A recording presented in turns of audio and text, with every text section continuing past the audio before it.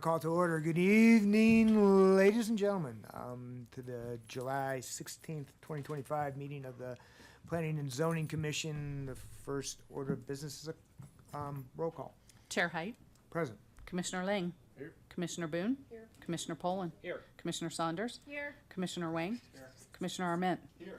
Chair, you have a quorum. Thank you very much. The City of Longmont has a land acknowledgement statement that I will now read into the record.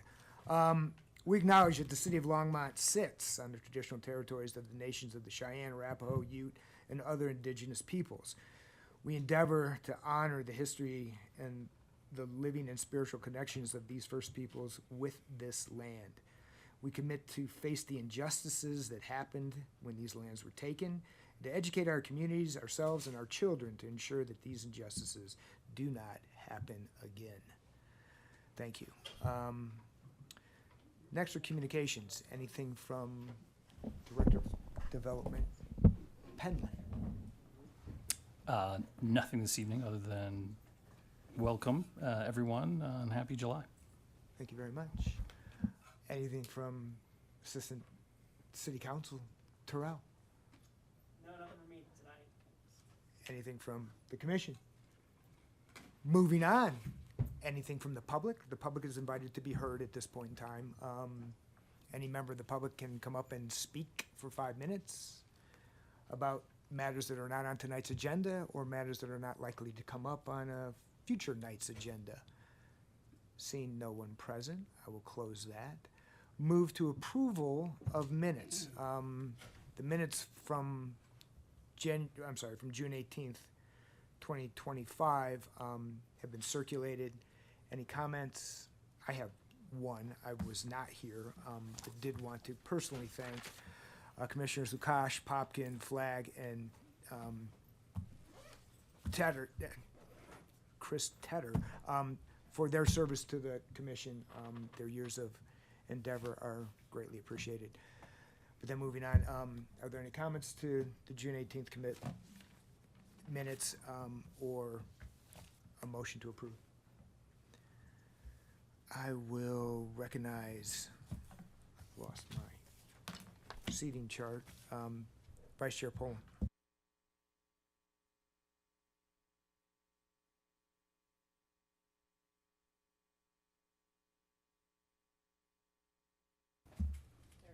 Nope, there I am. I move approval of the June 18th, 2025 minutes.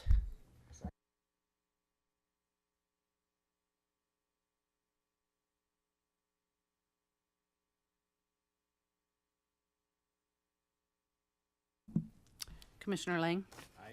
Commissioner Boone, Aye. Commissioner Poland, Yes. Chair Height, Aye. Commissioner Saunders, Commissioner Wang, Commissioner Arment. Chair, that passes unanimously 7-0.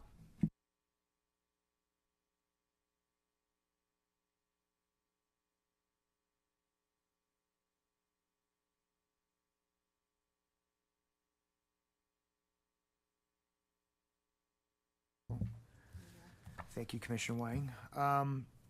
Item agenda 7A, residents at Alta Vista riparian setback variance. I believe Senior Planner Zach, whose last name I'm going to blow, Bazek, sorry, will present on behalf of the City of Longmont's Planning Department. Okay. All right, good evening. Zach Blazek, Senior Environmental Sustainability Planner with the city. I see some new faces, some of you who I haven't met before, so nice to meet you. Here this evening to present the residences at Alta Vista riparian setback variance. Before we even get into the first slides of my presentation, I just want to acknowledge that this is the first time we've heard one of these riparian setback variances at this board. It's the first time that one of these applications has actually made it this far into the process. So I'll ask you to forgive me first and foremost because my presentation will be lengthy as I go through some of the history and what leads to this process and how this process goes. I'm going to do my best to explain all of that. So bear with me. Thank you for your patience and attention. And here we go. So I'm going to start zoomed out at a very, very high level. and you can see with my very fancy laser pointer mouse. I'm just going to run this over what is the Dry Creek number 1. It's one of the Longmont area streams and waterways. In the big zoomed out version here, we have Clover Basin over here. It runs west to east, over here past Hover and up and along towards Ken Pratt. This is the southwest side of town.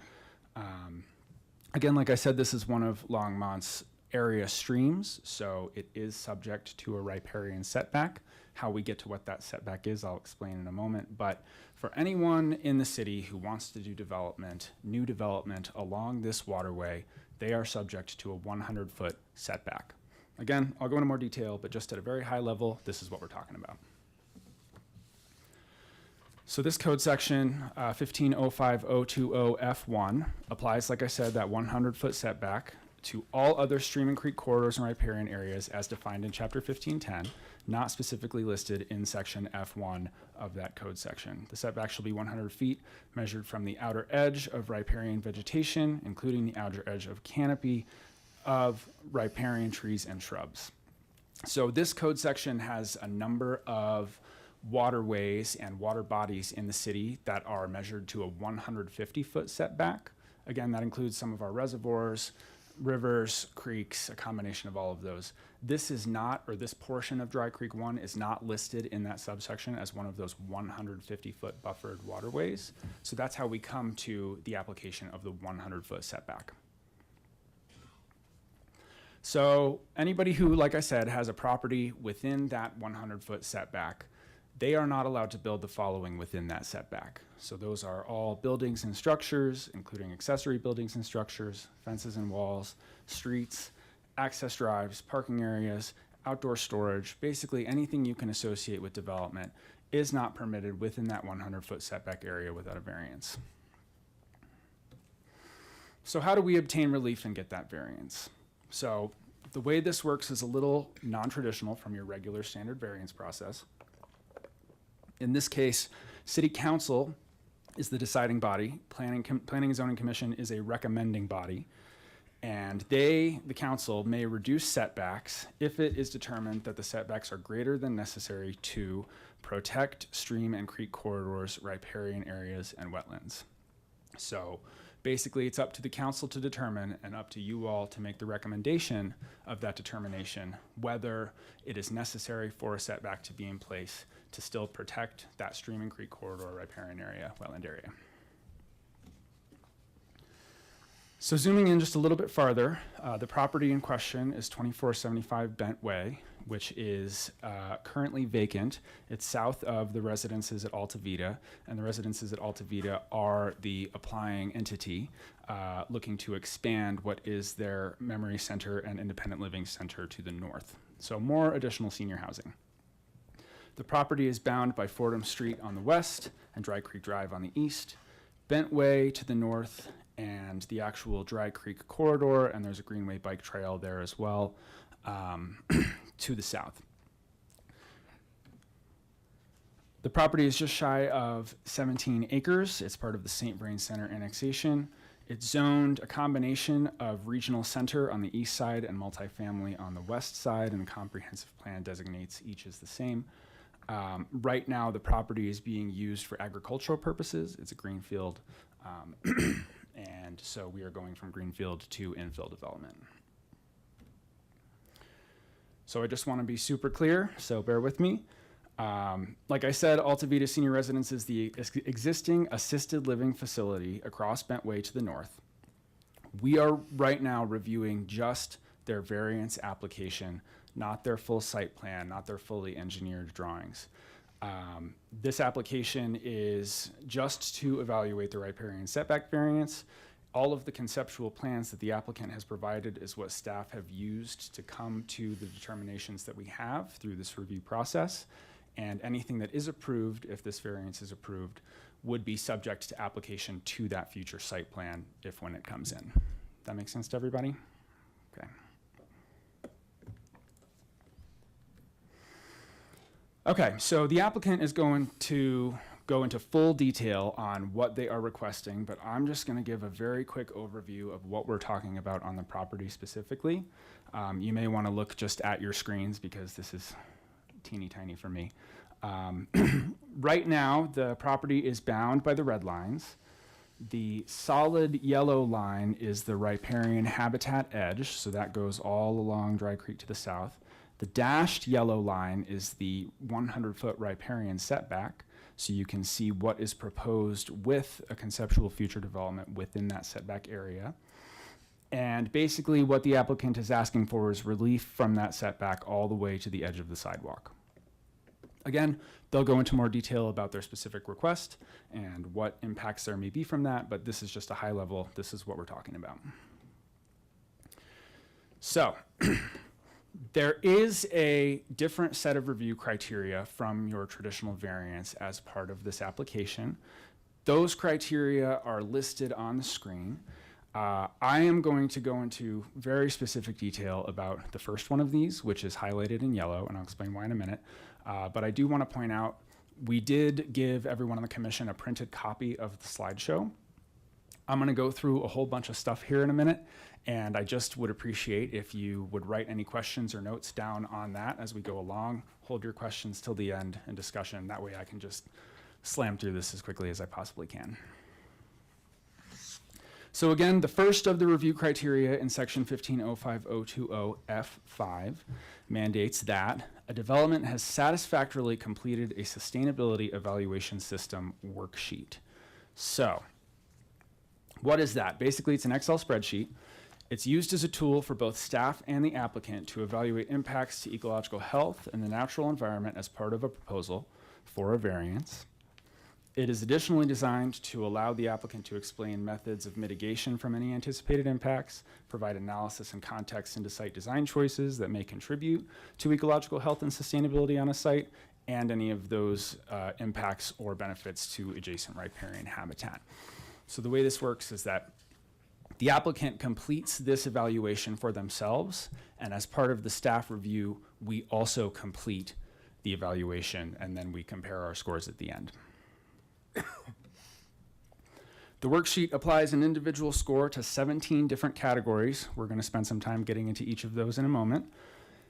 For the staff version of the analysis, we included representation from Planning and Development Services, Parks and Natural Resources, Public Works, and Sustainability, so input from quite a variety of different groups. The applicant has their own group that did the exact same thing to provide their analysis. Before we go in, I just want to note a couple of things. In the spreadsheet itself, not every category applies to every project.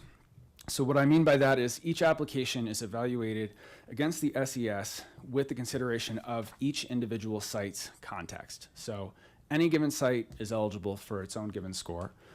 A site on parcel 1 could get a completely different score from its next door neighbor on parcel 2.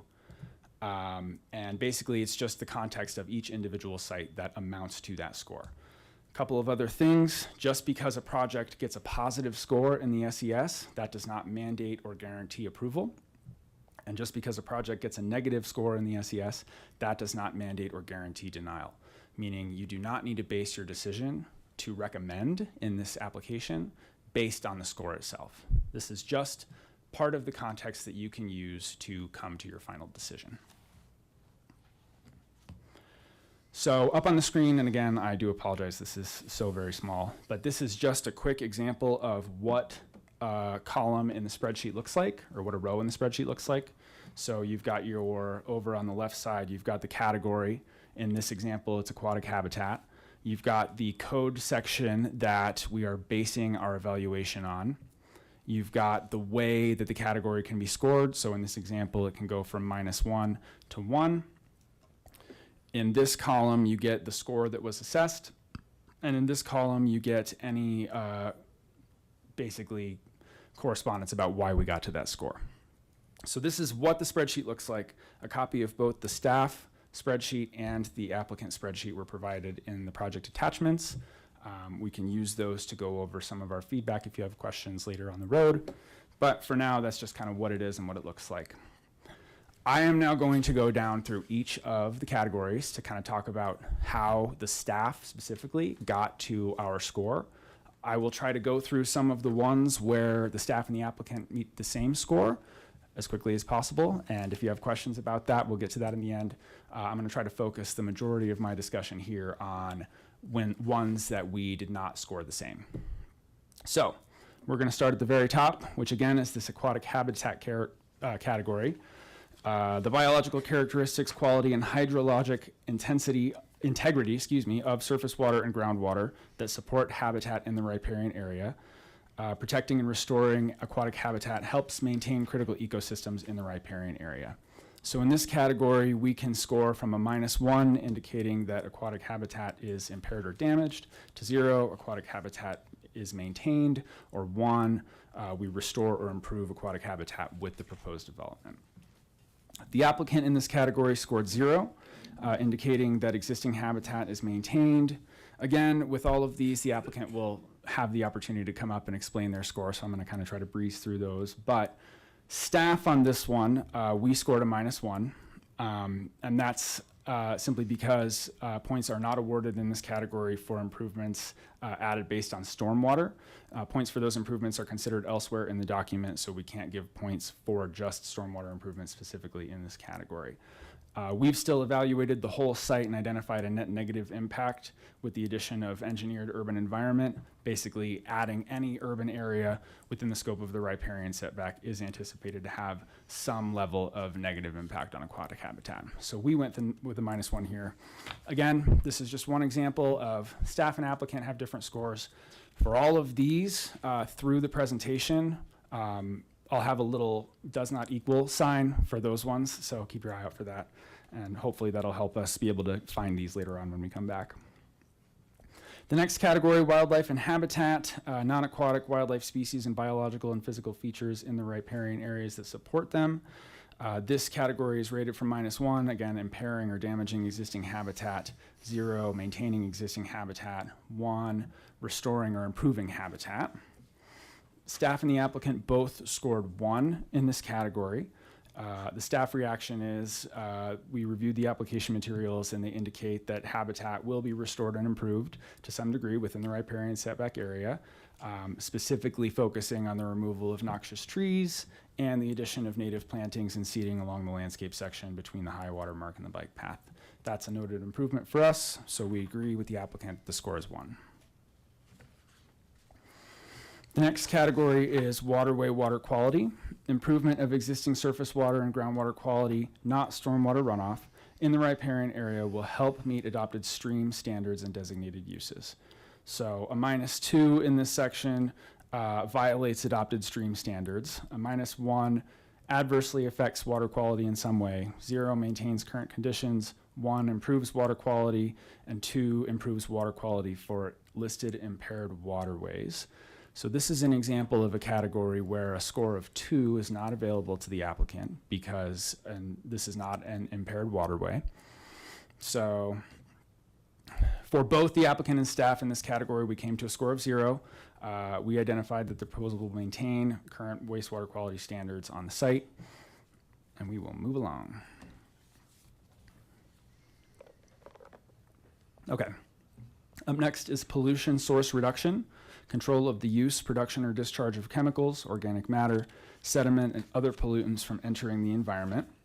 Minimizing or eliminating contaminants at the source protects soils, groundwater, and surface water in the riparian area, supports downstream beneficial uses, ecological air, and animal and human health. This one can be rated from a -2. Pollutants currently exist that could be released into the surface or groundwater that have not been mitigated. -1, pollutants exist that could be released that have been mitigated. 0 maintains existing current conditions. 1 reduces existing pollutants at the source, and 2 improves water quality for impaired waterways. Again, in this situation, a 2 is not available.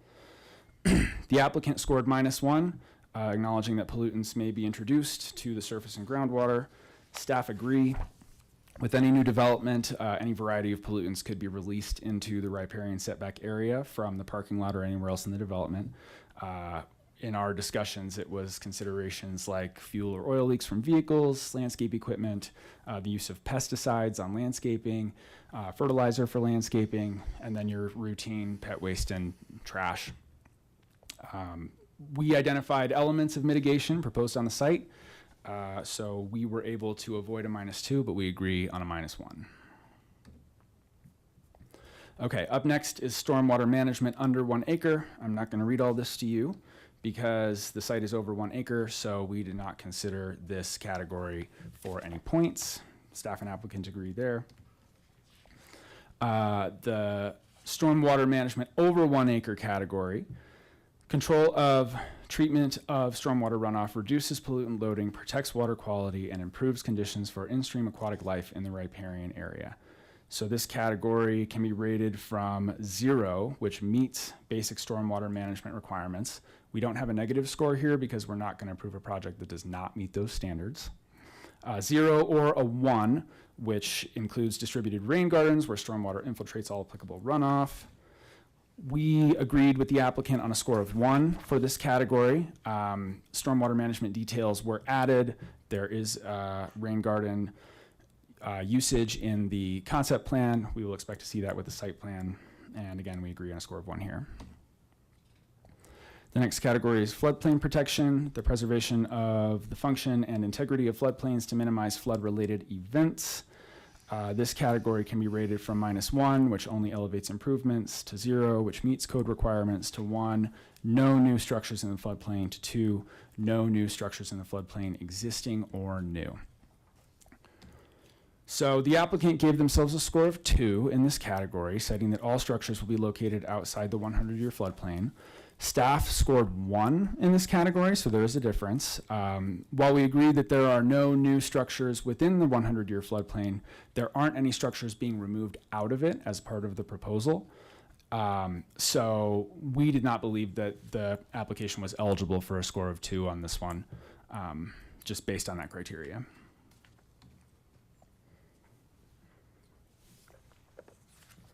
Okay. Next is ecological connectivity within the riparian area. Preservation and protection of ecological buffer zones, limiting fragmentation of riparian areas.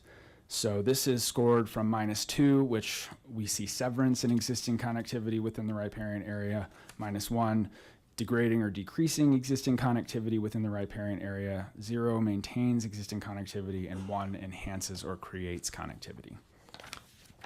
The applicant scored 0, indicating that the proposal will maintain existing connectivity. Staff scored -1, concluding that the proposal degrades or decreases existing connectivity within the riparian area that already exists. So right now, animals have full use, any type of ecology has full use of that corridor. Staff's opinion is that even if there is not severance in the existing connectivity, we're not building something all the way through the center of the creek necessarily, there is some level of degradation or decrease with the addition of any new structures, parking areas, et cetera. So that's why we settled on a -1 for this category. Next is the tree canopy, management and protection of trees in the riparian area. Both the staff and the applicant scored 2, which was the highest score in this category. Agreeing that a reduction in invasive trees along with the addition of native riparian trees to the southern portion of the site will result in a full improvement enhancement of the tree canopy specifically within the riparian area. So agreement on this one with a score of 2. Up next is transit and access to it. I'm going to go ahead and just skip ahead again. Both staff and the applicant agreed on a score of 2 in this category as well. The proposal provides connections from the proposed development to the Dry Creek Greenway and is within a 1/4 mile of existing bus stops. It's eligible for the full 2 points. Up next is parking. Reducing parking areas reduces stormwater runoff into the streams and wetlands within the riparian area, provides for the more efficient use of land. This is another one where staff and the applicant agree on the highest score, which is 1. Parking information was provided by the applicant on the conceptual plan. It shows that the maximum number of allowed spaces to be provided is less than the total maximum. So we agree with that score. The next category is ambient light, minimizing light pollution, excessive lighting and glare. This one can be scored from -1, which would require a variance to the lighting standards. 0 meets code, and 1 does not allow any light trespass into the riparian setback, and 2, there's motion activated lighting and no trespass. Staff and the applicant agreed based on what was submitted on a score of 0. Our expectation as a staff with a site plan review will be that the current code standards are met with the submittal. And so they're not gaining anything. There's no higher score that they're eligible for. Staff and applicant agree they're going to meet the code. The next category is daytime noise levels. Reducing or mitigating noise helps protect public health and the environment within the riparian area. This again can be rated from a -1, which would require a variance to the standards. A 0 would meet code, and a 1 would minimize noise impacts within the riparian setback. Staff and the applicant agreed on a score of 0. We don't anticipate requiring a variance or exception for noise standards for the proposed use, which again is a senior housing facility. However, not enough information was provided by the applicant to score anything higher. Again, we agree on this one. For nighttime noise levels, which is the exact same category except for at nighttime, the applicant scored 1, citing that there's already existing ambient noise in the area. The anticipated minimal noise impact from the proposed use at night is low. Staff gave a 0. Again, we did not have enough evidence or information to provide a score higher than 0 on this one. We didn't look at any kind of noise control plan, acoustic analysis, research, anything like that. So while again we agree that a senior housing facility is not anticipated to have some significant noise impact on the riparian corridor, we don't have enough information to score higher in this category. So that's why we settled on 0. Okay, I'm almost done, bear with me.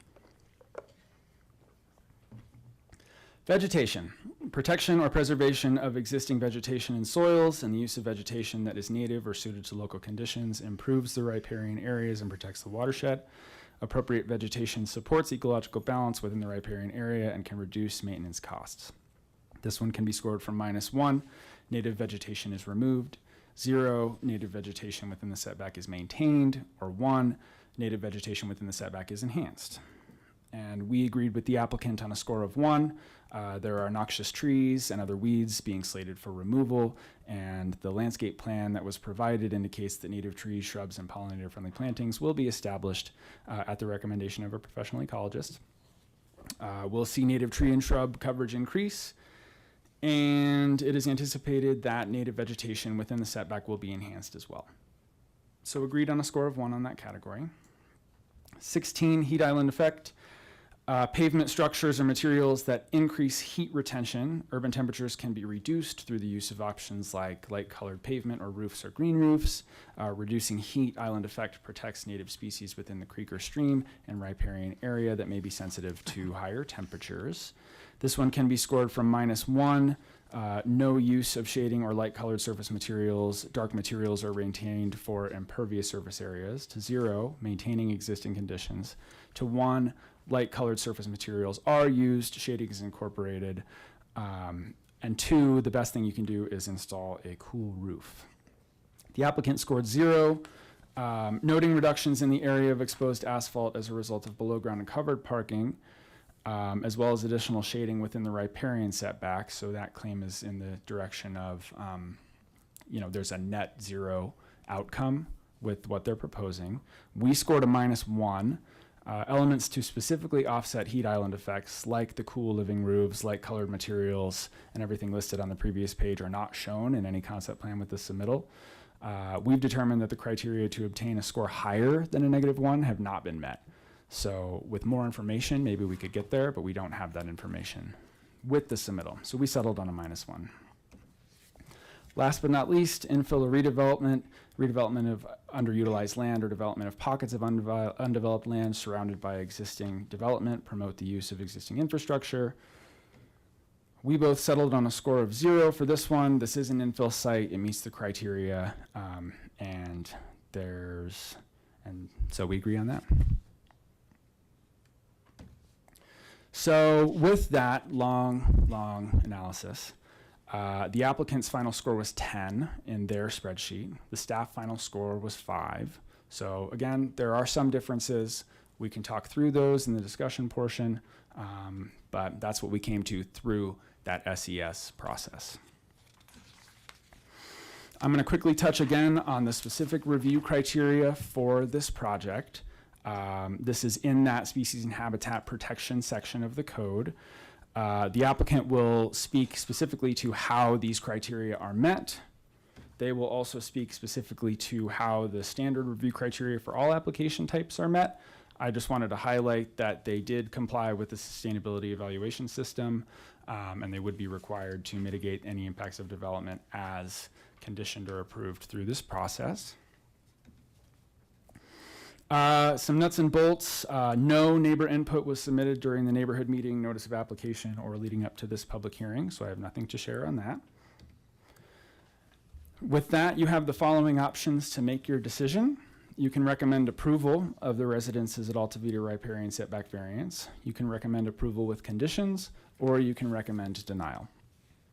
The difference between this application and your standard regular run-of-the-mill variance is that in this situation, planning staff, DRC staff do not provide a formal recommendation, so we're not taking a side. We're just giving you the feedback that we have through our SES.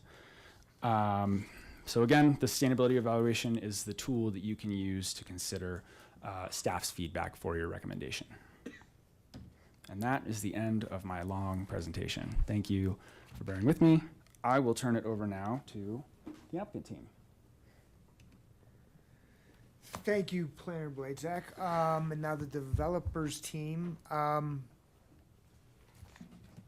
Please come up, introduce yourselves, and speak away.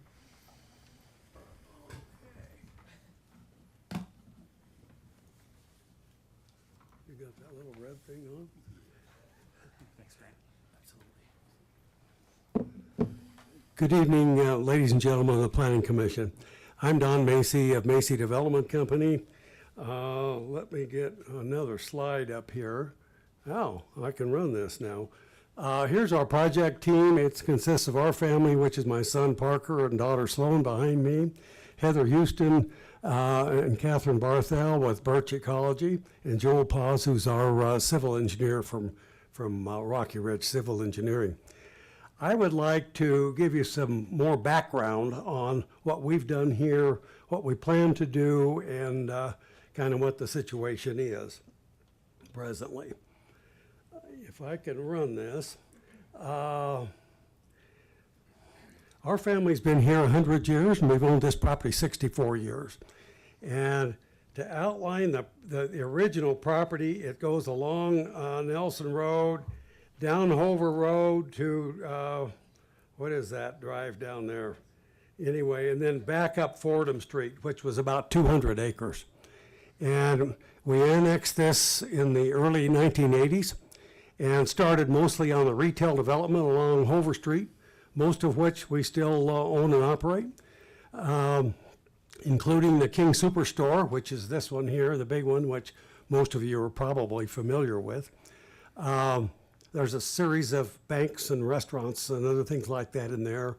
We developed the Legacy Apartments, which is 436 units here in the late 1990s, early 2000s. And the parcels here on the south, except for where Kohl's is and the retail, that was sold to Kenny Pratt, and he basically did his warehouse type projects down there. The last parcel we have is what we call Parcel G of St. Vrain Center, which is up here, down Bentway, back down Dry Creek Drive, along the creek back and over to Fordham Street. In 2008, we had the idea of doing senior housing there. We felt there was a market for it here in Longmont. So we had a master plan prepared. This is the original master plan from 2008. And the north part of this has been developed. Right there, we have our Alta Vita Memory Care Center. Next to it, we have the Alta Vita Assisted Living Center. And here we have the Alta Pendant Altavita Independent Living Center. All three of these we own and operate. So we have decided to start on the rest of this parcel. And then we ran into this riparian easement or setback that had been put on the property that wasn't there when we did our original master plan. What we would like to do, let me show you this next one. Our independent living parcel right here is currently 100% occupied, and we have 76 people on the waiting list.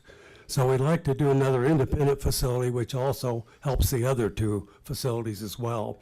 So we have that plan on this easterly parcel. And we have spent some time doing a preliminary site plan on this site. We also have some preliminary site plans on these sites, those three tracks, and what we intend to do there is more lower level housing. It would not have commercial kitchens and offer meals and things like that. People would be on their own, but would be rentals for seniors. And there'd be a little clubhouse and maybe a pickleball court and that type of thing.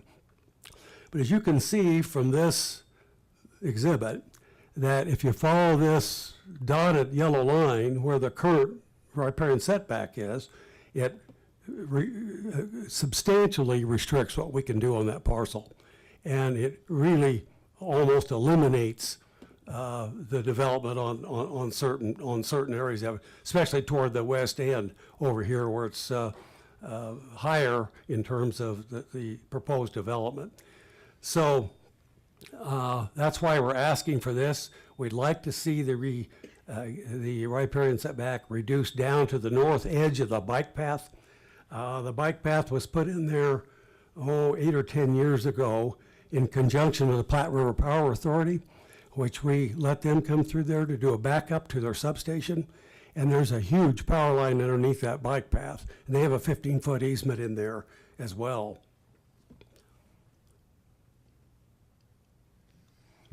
Well, that kind of concludes my presentation on the background. I would like to point out that in this section of the code, 1502.050, in regard to variances, it says the purpose and applicability of the variances are intended to alleviate practical difficulties or hardships arising from the strict application of the provisions of the chapters of which these apply to specific property. Variances address extraordinary, exceptional, or unique situations that were not caused by the applicant's act or omission. And we feel this applies to us and that the variance should be granted. That's all I have. If you have any questions, I can take them now or later, whichever you'd like. Mr. Macy, hopefully my microphone's on. Is there more presentation that your team's going to provide? Excuse me, I didn't hear what you said. Is there more presentation that your team is going to Yes, provide yes. tonight? I'm going I think we'll hold off to ask you more questions until your entire presentation is presented. okay, fine, thank you. Next is Heather Houston, the ecologist.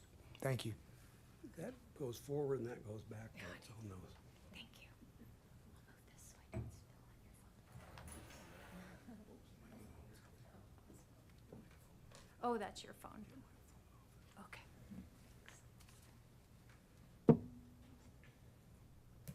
Okay.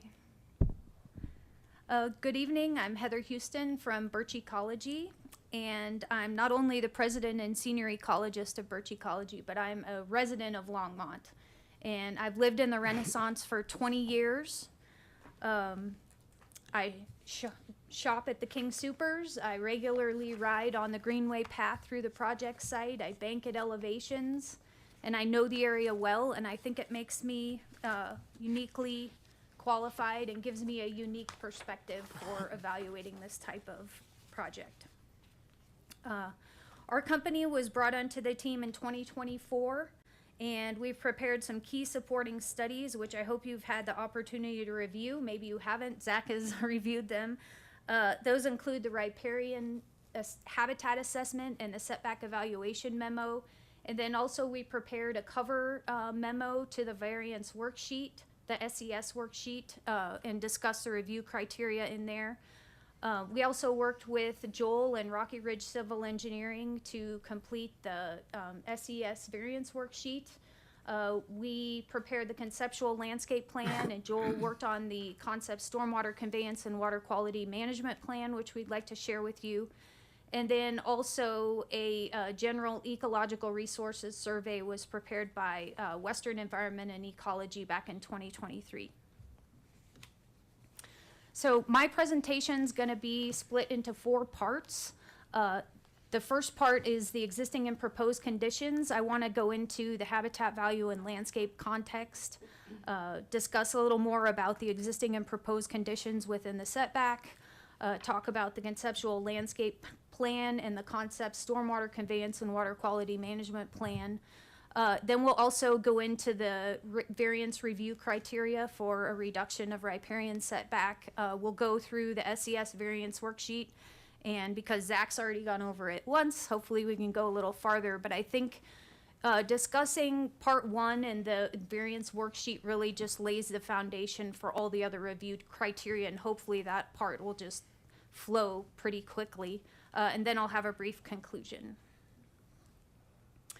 So, want to start off with the landscape context. This is the Dry Creek corridor upstream of the project site, and you can see the proposed project at the right side of the slide there. You can see a lot of development in this slide.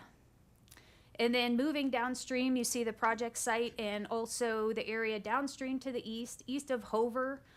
There's a concrete lined trapezoidal channel that's more than 1,000 feet long.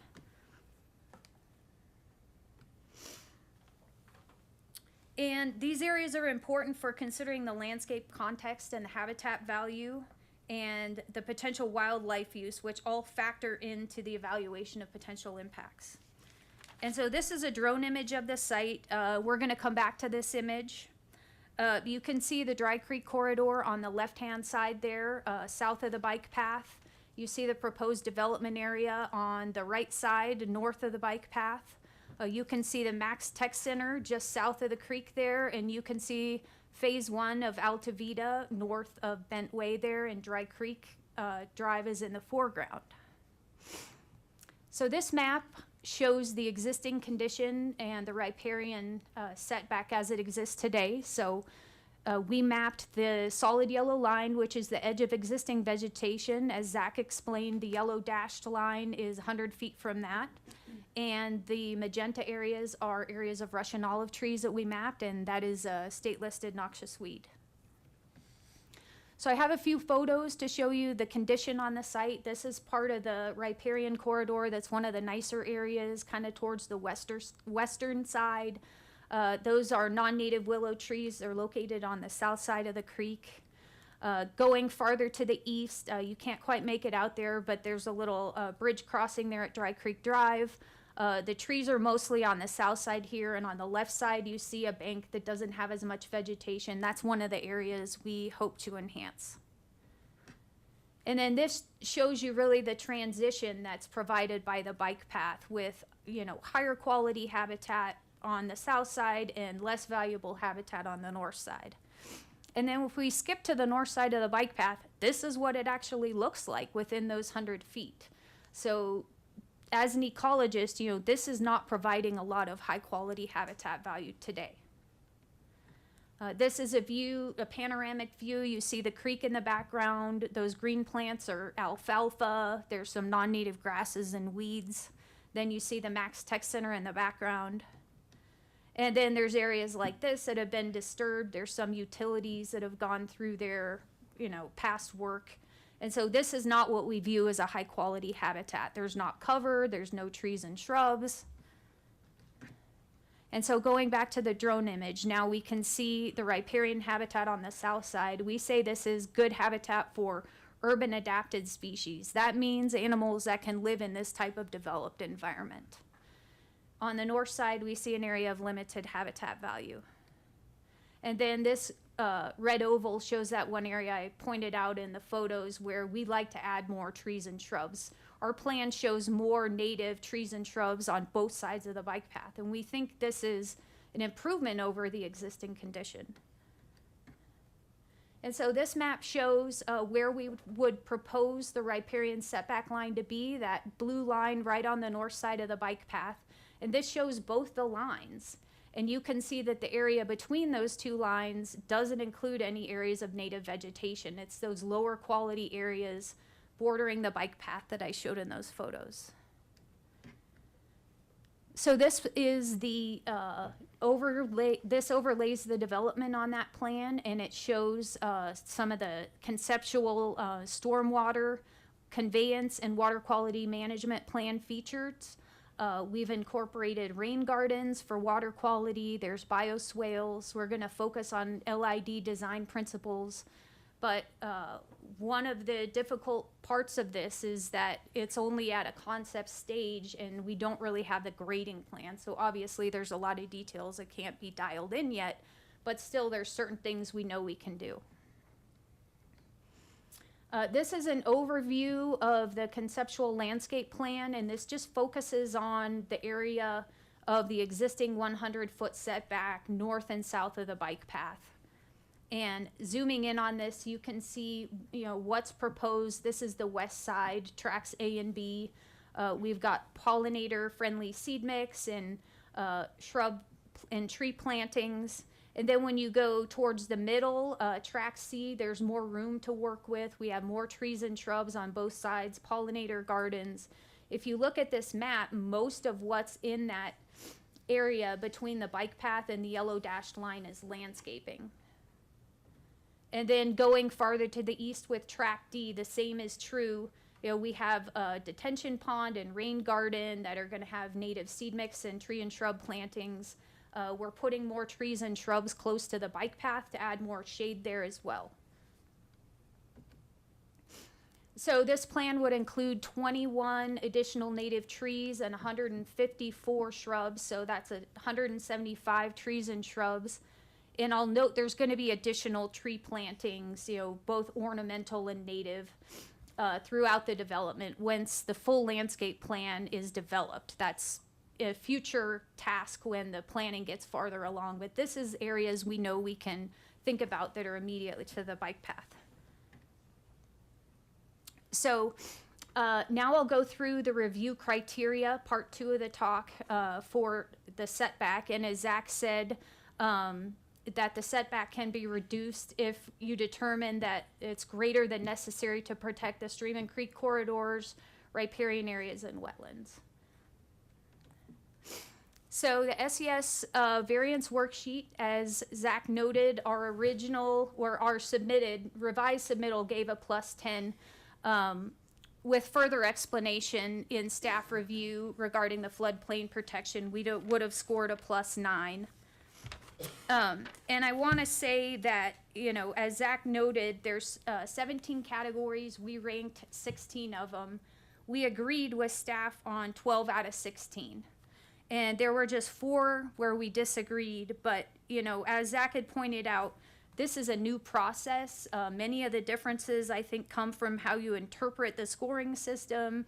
It's new to all of us. And also parts of it have to do with how developed the plan is. And so, the Macy's are asking for this variance kind of up front to inform future planning of more details of the rest of the development. So I'll just go through these now.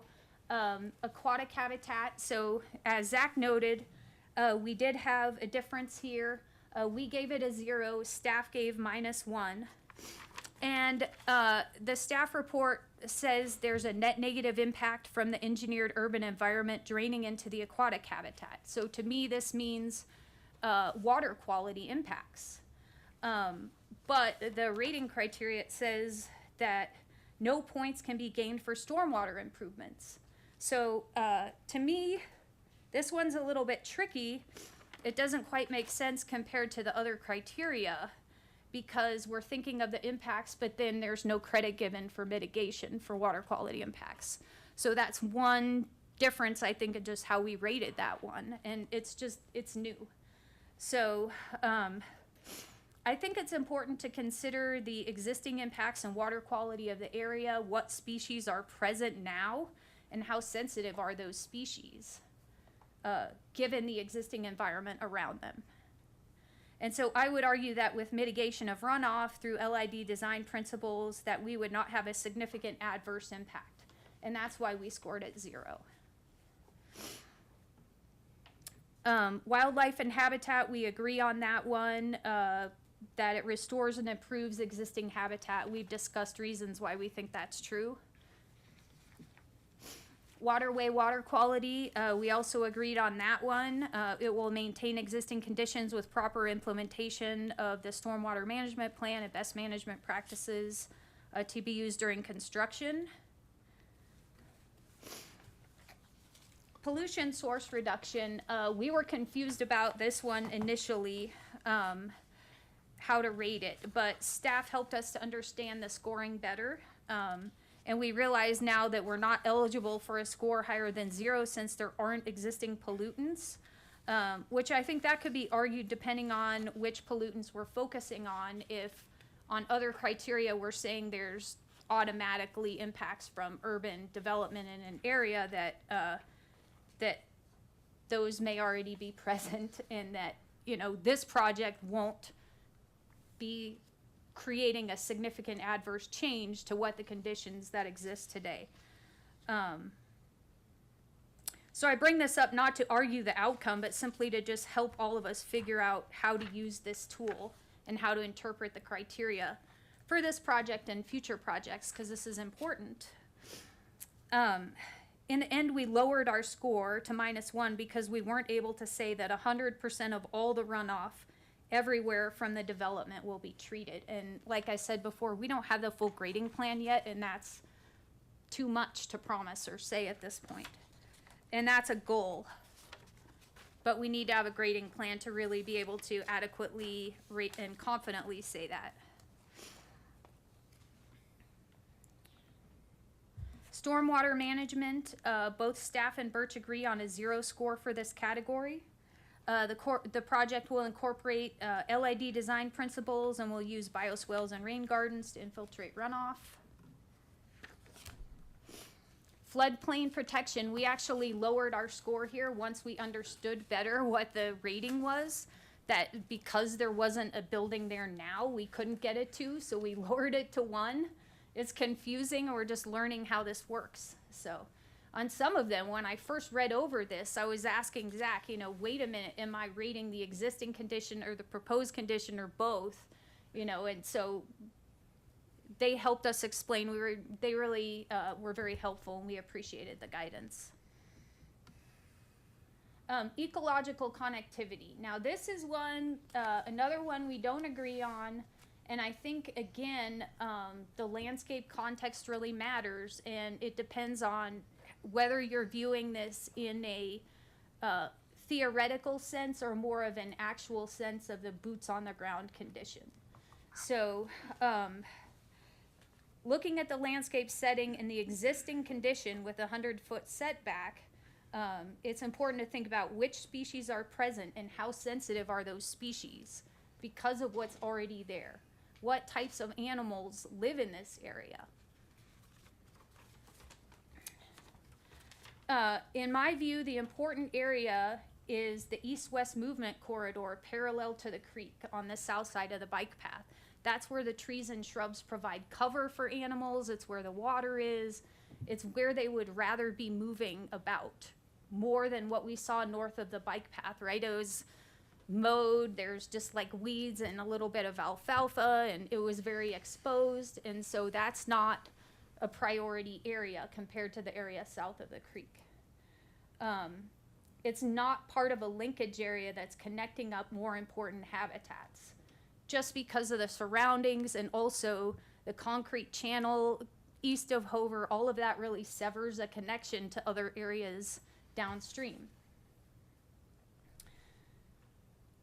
So our plan would not create any new stream crossings that would interrupt the east-west corridor. And then additionally, we'll be providing more native trees and shrubs, both north and south of the bike path. So we'll be adding riparian vegetation that does not exist today, increasing the cover of and the vegetation buffer between the proposed development and the creek. And so, in many ways, you could argue that we could be improving connectivity, but we conservatively rated this as a 0, meaning that we maintain existing connectivity. And staff says -1 because you're building anything at all within the 100 feet that inherently has an impact. And so I think, again, that's just, I think viewing it in a more theoretical sense and viewing it in a more practical sense kind of comes at that difference. So next one is tree canopy. We agree will improve and enhance the tree canopy with the proposed plantings. Transit, this one's very easy. It's less than 500 feet from the bus stop.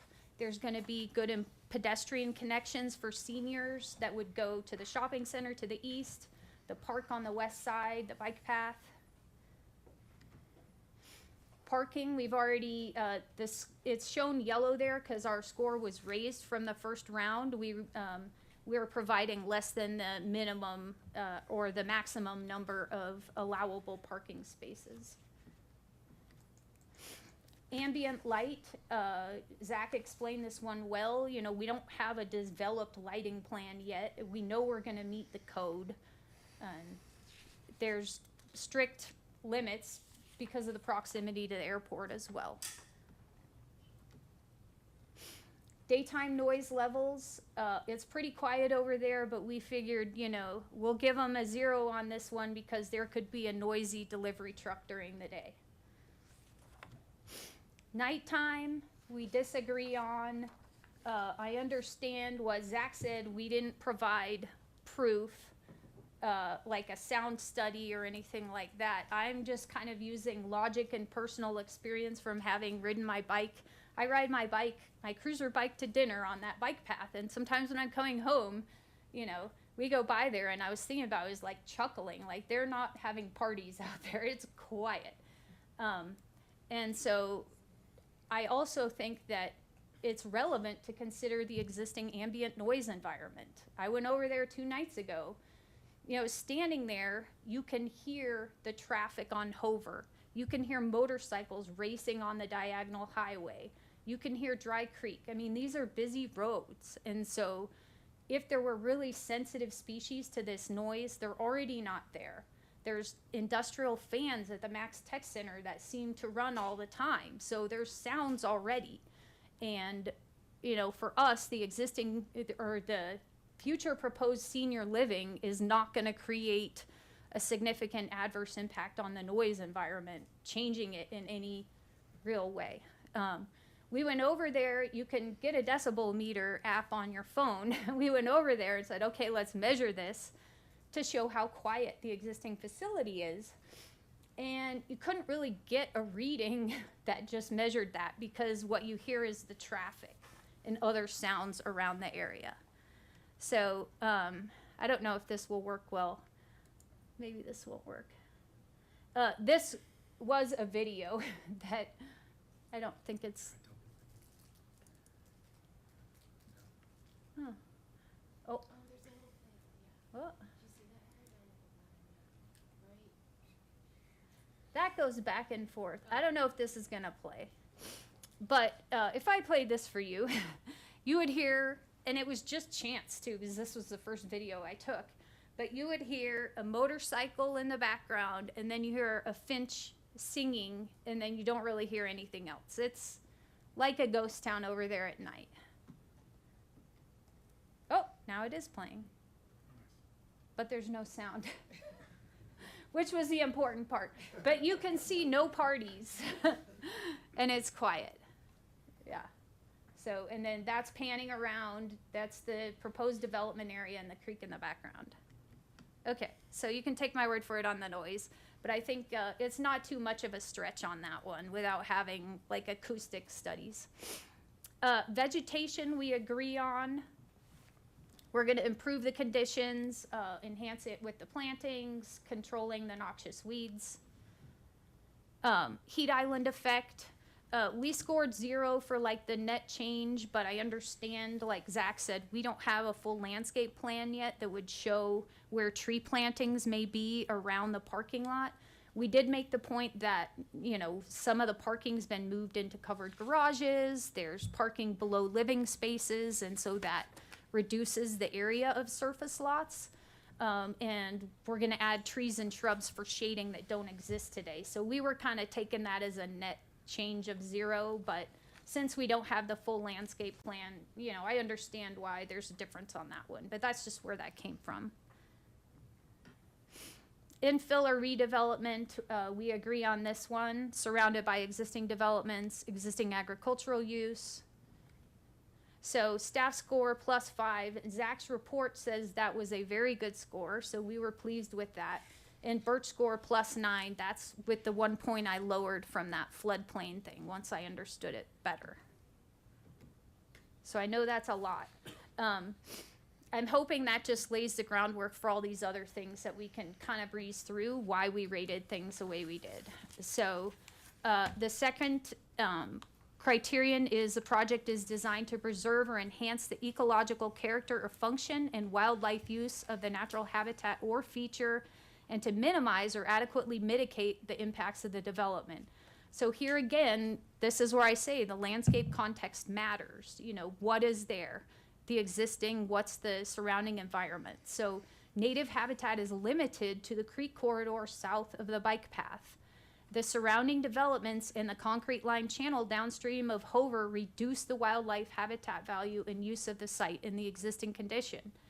And because of this, it supports primarily urban adapted species which can coexist with humans in developed areas. And the proposed landscape improvements would widen the riparian corridor and increase the cover of native riparian trees, shrubs, and herbaceous plants both north and south of the bike path. And this represents an improvement over the existing condition with increased cover, shade, and habitat for pollinators. So we feel like we're meeting this one. 3, the project is designed to preserve or enhance the existence of wildlife movement corridors between natural habitats and features. So I spoke of this in detail in regards to the SES worksheet. The landscape context matters. What habitats are being connected? What species are there? What's the existing condition within those 100 feet?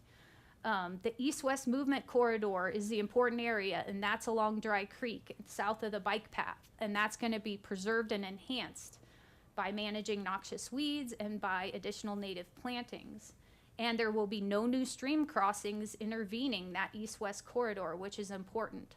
But also remember that area is already chopped up, right? There's already roads on 2 ends of it. So what is it connecting to? The proposed plantings north and south of the bike path will help to buffer the riparian habitat of the creek from the development area. And that's, you know, that's a true statement. So for the species that do live and use in this area, we'll be making it better by what we're proposing to do with these plantings.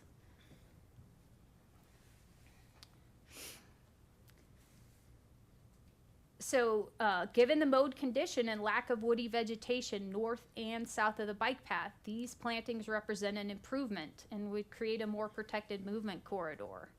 And I already said this last point, considering the species that use the area. It's not going to degrade habitat connectivity between natural habitats and features. 4, the project is designed to preserve desirable and significant trees. There are none in the development area. We're not going to disturb any desirable or significant trees. There's no areas of native vegetation within that reduced setback area or the development area. 5, the project is designed to mitigate adverse impacts by protecting species habitat features, such as, but not limited to, and it lists a whole bunch of important things there.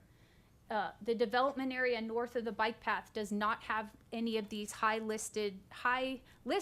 value wildlife habitat features. There's no raptor nests, there's no, you know, feeding areas, wintering areas, you know, it's alfalfa and weeds that gets mowed. There's development all around it. Six, the project is designed to integrate with and otherwise preserve existing site topography. There's going to be minimal change to the existing site topography. It was already leveled out many years ago when it became an agricultural field to grow alfalfa. 7, the development mitigates a modified setback standard by providing higher quality, more desirable wildlife habitat enhancements along the corridor. I think, we can say this is true. As mitigation for the reduced setback, the riparian habitat south of the bike path will be enhanced through the removal of Russian olive trees and other noxious weeds, and additional native trees and shrubs will be planted to increase the habitat value. Additionally, outside the existing riparian corridor, the upland habitats, both north and south of the bike path, will be enhanced by planting additional native trees, shrubs, and pollinator-friendly wildflowers between the development area and the creek. So we meet this one as well. And then finally, the standard review criteria. The application is consistent with the comp plan and purpose of the code and zoning district, conforms to any previously approved concept plan, preliminary plat, or PUD overall development plan, and complies with all applicable statutes, codes, and ordinances and regulations. So the proposed residence at Alta Vida is consistent with a comprehensive plan and would be an expansion of an existing development. The conceptual master plan developed in 2008, which Don showed on his slides, shows the intent to develop senior housing extending south into the 100-foot setback, which didn't exist at the time. And the application is consistent with the procedures required for a riparian variance setback request, as Zach noted in his report. Number 2, application complies with applicable city standards, including for street and utility design and layout, and adequate utilities are available or will be provided for appropriate urban level services. As the design progresses, the applicant will work with the city during the site plan process to ensure all standards for street and utility design are met. And the staff report notes that adequate utilities are available to support future development.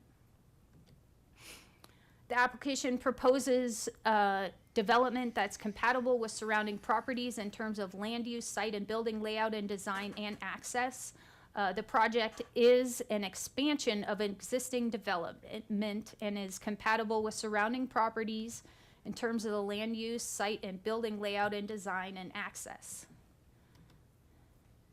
4, the application will not adversely affect surrounding properties, the natural environment, existing or planned city transportation or utility services or facilities, or the adverse impacts of the use will be mitigated to the maximum extent feasible. As we've shown with the riparian assessment and habitat evaluation memo, as well as the SES variance worksheet, we demonstrated that the proposed project will not have significant adverse impacts on the natural environment. The project will improve habitat conditions within the existing 100-foot setback by managing noxious weeds, planting native trees and shrubs, and pollinator gardens both north and south of the bike path. And then, of course, the concept stormwater conveyance and water quality management plan will incorporate LID design principles with bioswales and rain gardens to protect water quality. And with all of this, there should be no significant adverse impacts on the surrounding properties, existing or planned city transportation projects or utilities, as noted in the staff report. 5, the application where required complies with the sustainability evaluation system requirements to mitigate impacts of development within the city's riparian areas, and as applicable to other projects as determined by a separate agreement. As we've said, the applicant and staff agree in most areas rated on the SES worksheet. The staff score was +5, which was noted as a very good score. And as I've said, some aspects are difficult to rate because the project is only at a concept level right now. For example, we don't have the landscape plan for the entire development. We don't have the grading plan. There's a lot more detail that will be added on stormwater. But additional points could be gained through the final design process. The application includes appropriate transportation plan, including multimodal transportation access, and it is integrated and connected where appropriate with adjacent development through street connections, sidewalks, trails, and similar features. The conceptual master plan shows driveways connected to Bentway on the north. Additional coordination will occur with staff as the design progresses. The project's less than 500 feet away from the bus stop at Dry Creek Drive and Bentway. And as we've said, seniors would have pedestrian connection to the adjacent shopping center on the east side of Dry Creek Drive and the park west of Fordham Street. So, part 4, finally. So the conclusion, we will say here, the habitat quality and landscape setting are important considerations when evaluating riparian setbacks. A modification of the stream setback to the north side of the bike path would not exclude any areas of native vegetation. I think it's important to really think about that, like what are we protecting within this area? Due to the surrounding developments, the wildlife that do occur in the area are primarily urban adapted species that can coexist with humans. The proposed landscape improvements will increase the habitat value and expand the width of the riparian corridor over the existing condition. The increased cover of native trees will also shade and cool the bike path. And the project will comply with all water quality and stormwater regulations. And the concept stormwater conveyance and water quality management plan, as I've said many times, incorporates LID principles to mitigate potential water quality impacts. Our evaluation shows that the setback can be reduced with minimal impacts that can be mitigated. The project can provide needed senior housing while still improving and protecting the functions and values of Dry Creek Number 1. And therefore, we're requesting a variance for the riparian setback to be reduced to the north edge of the bike path. And that's all I have. Thank you, Ms. Houston. I'm sure there are likely to be questions lobbed your way. But this is a public hearing, and the public is now invited to come speak. Seeing none, asking, according to Secretary Madrid, if there are any people signed up. Being none, I will open and close the public invited to be heard, and open the matter up for the commission to address. I have a couple of, I guess, legal issues to address first, which is to clarify exactly the role of planning and zoning in this particular project, which is we are a recommending body to City Council for its determination to grant a modification of a riparian setback. I note that Planning and Zoning and the Natural Resources Department are both referring entities here. I don't know if anyone from Natural Resources is here tonight who might be able to share with us its view of this proposal. I'll tender that request out.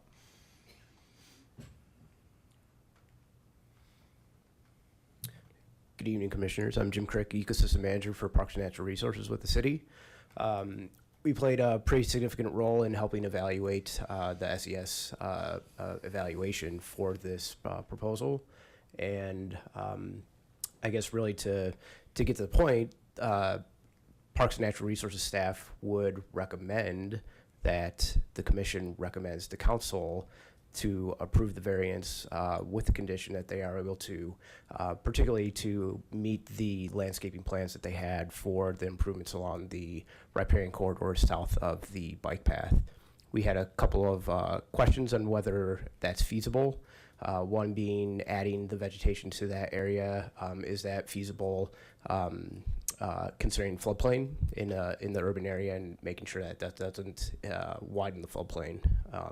And the other consideration in question was their ability to actually establish any of the woody vegetation, trees and shrubs with irrigation. Thank you. Mm-hmm.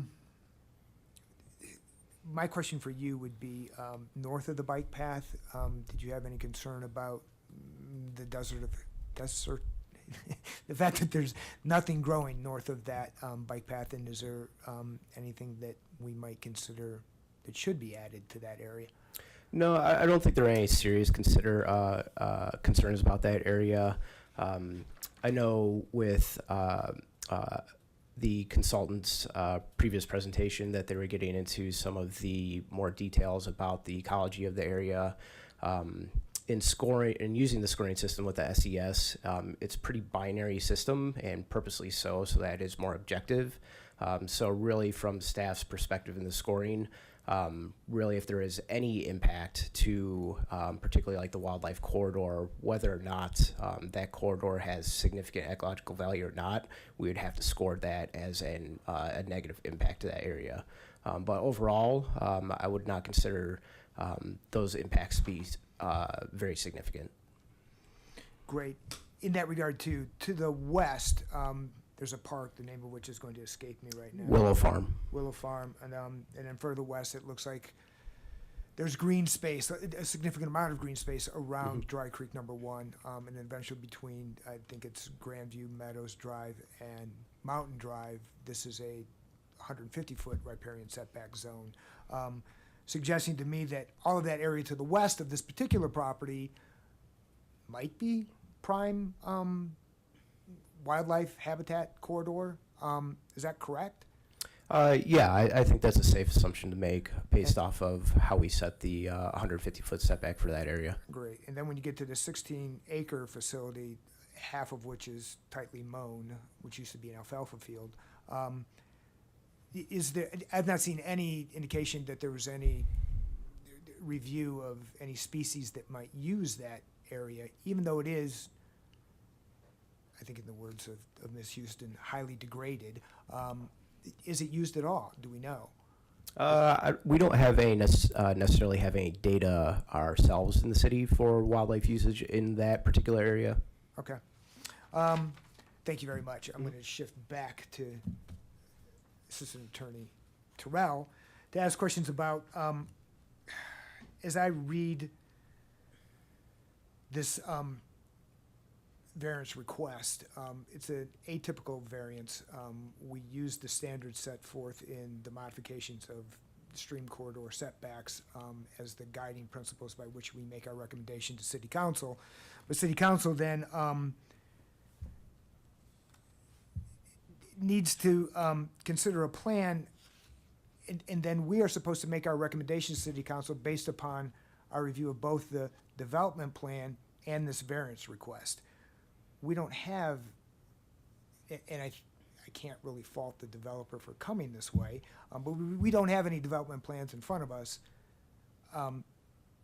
They're just seeking a riparian setback. But part of our review is supposed to determine whether or not the development project is going to impact this riparian setback, and we really don't have much of an idea of what this development project looks like. Is that, for lack of a better term, kosher for us to proceed in this manner? Good evening, Chair Height, members of the Planning and Zoning Commission, Jeremy Terrell, Assistant City Attorney. It's an excellent question. As our Senior Environmental Planner, Mr. Blazek, noted, this is the first time we've had such a variance request come through to the Planning and Zoning Commission, and will be the first time to City Council as well. Looking at the code, there is some, and looking specifically at 1505.020 F5, which are the modification of the setback standards. So the criteria that you're considering and making a variance request, it does use the term development, the project. I would say, in my opinion, that we can consider a reduction of setback based on the information provided. And then to the extent the development presented any information at today or to City Council, they have to comply with those conditions going forward. So we generally require that if a developer comes in, makes certain promises to Planning and Zoning Commission or City Council, they're bound by those promises, and that's what we'd say here. So when you saw the conceptual information from the developer in terms of the trees and shrubs that are going into that northern strip above the Dry Creek but south of the bike path, things like that, those are all things that I would recommend to the Planning and Services Department to consider when the project is going forward, making sure that complies. If it doesn't comply, then I would think it'd be a request to modify the approved variance, which would come through this whole process again. Does that answer your question? To a certain extent. Thank you. Those were the initial questions I had. I will turn it over to the rest of the commission, and noting that Vice Chair Poland has rang in, and I'll try to turn his microphone on. I seem to be inept at doing such.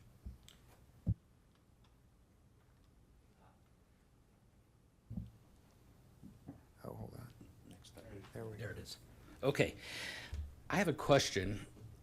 So this was annexed in what year?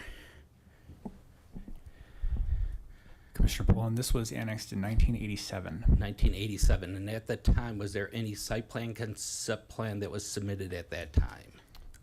There was a concept plan. It was primarily for senior housing, and there was no conceptual plan itself. It showed half of Bentway ending at a cul-de-sac in the center of the property, and that was the extent. And then in 2008, they submitted a new concept plan. I mean, was that actually submitted, the one that they show where there is actually, looks like tracks A, B, C, and D actually had building set for that? That plan was approved under the preliminary plat in 2008. 2008. So my question to you, Jeremy, that came before we had this riparian setback in our code. How does that work? The city approved a concept plan. We come through, we make something new to the code. What happens to the concept plan that had been approved? So Vice Chair Poland's excellent question. The concept plan from my perspective and the site plan are still approved. However, when we're talking about the setback requirement, that applies to any new development coming in. So just because you have a concept plan and a preliminary plat approved, doesn't mean that you can start building. We certainly still have additional processes that have to be approved along the way before you can start construction. And that's kind of where we're at now, is like they're ready to continue with the development process, get ready and closer to grading and construction.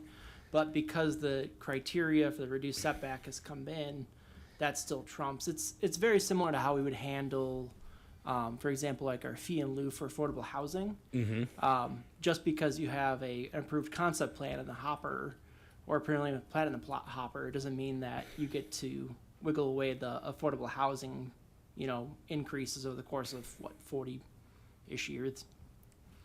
Okay, that was my question. Thanks. Commissioner Wang? Thanks. I would like to, I guess, get a baseline here. So the setback we're talking about is preventing building structures, fences, like parking lots, anything built within that 100-foot setback.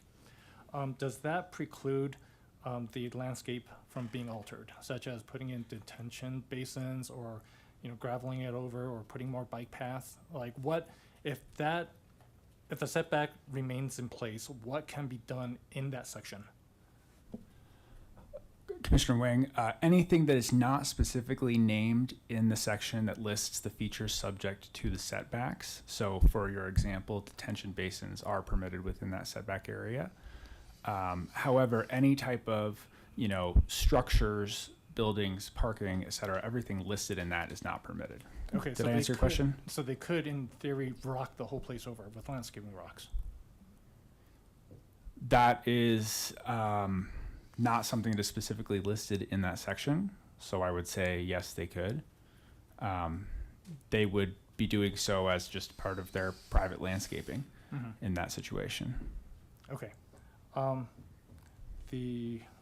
Okay, and this might be for Dawn or maybe Heather. I'm not quite sure who would answer this, but it looks like currently the area is mowed.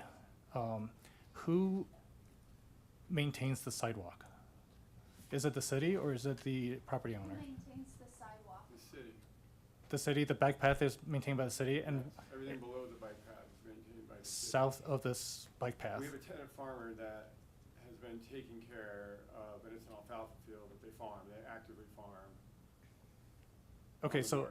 so once, if you do, this concept, landscape plan is approved, anything south of the bike path will still be maintained by the city. Is that correct? That's correct. And anything north of that would be maintained by the property owner or the Alta Vita? Okay. I'm gonna halt for 1 second.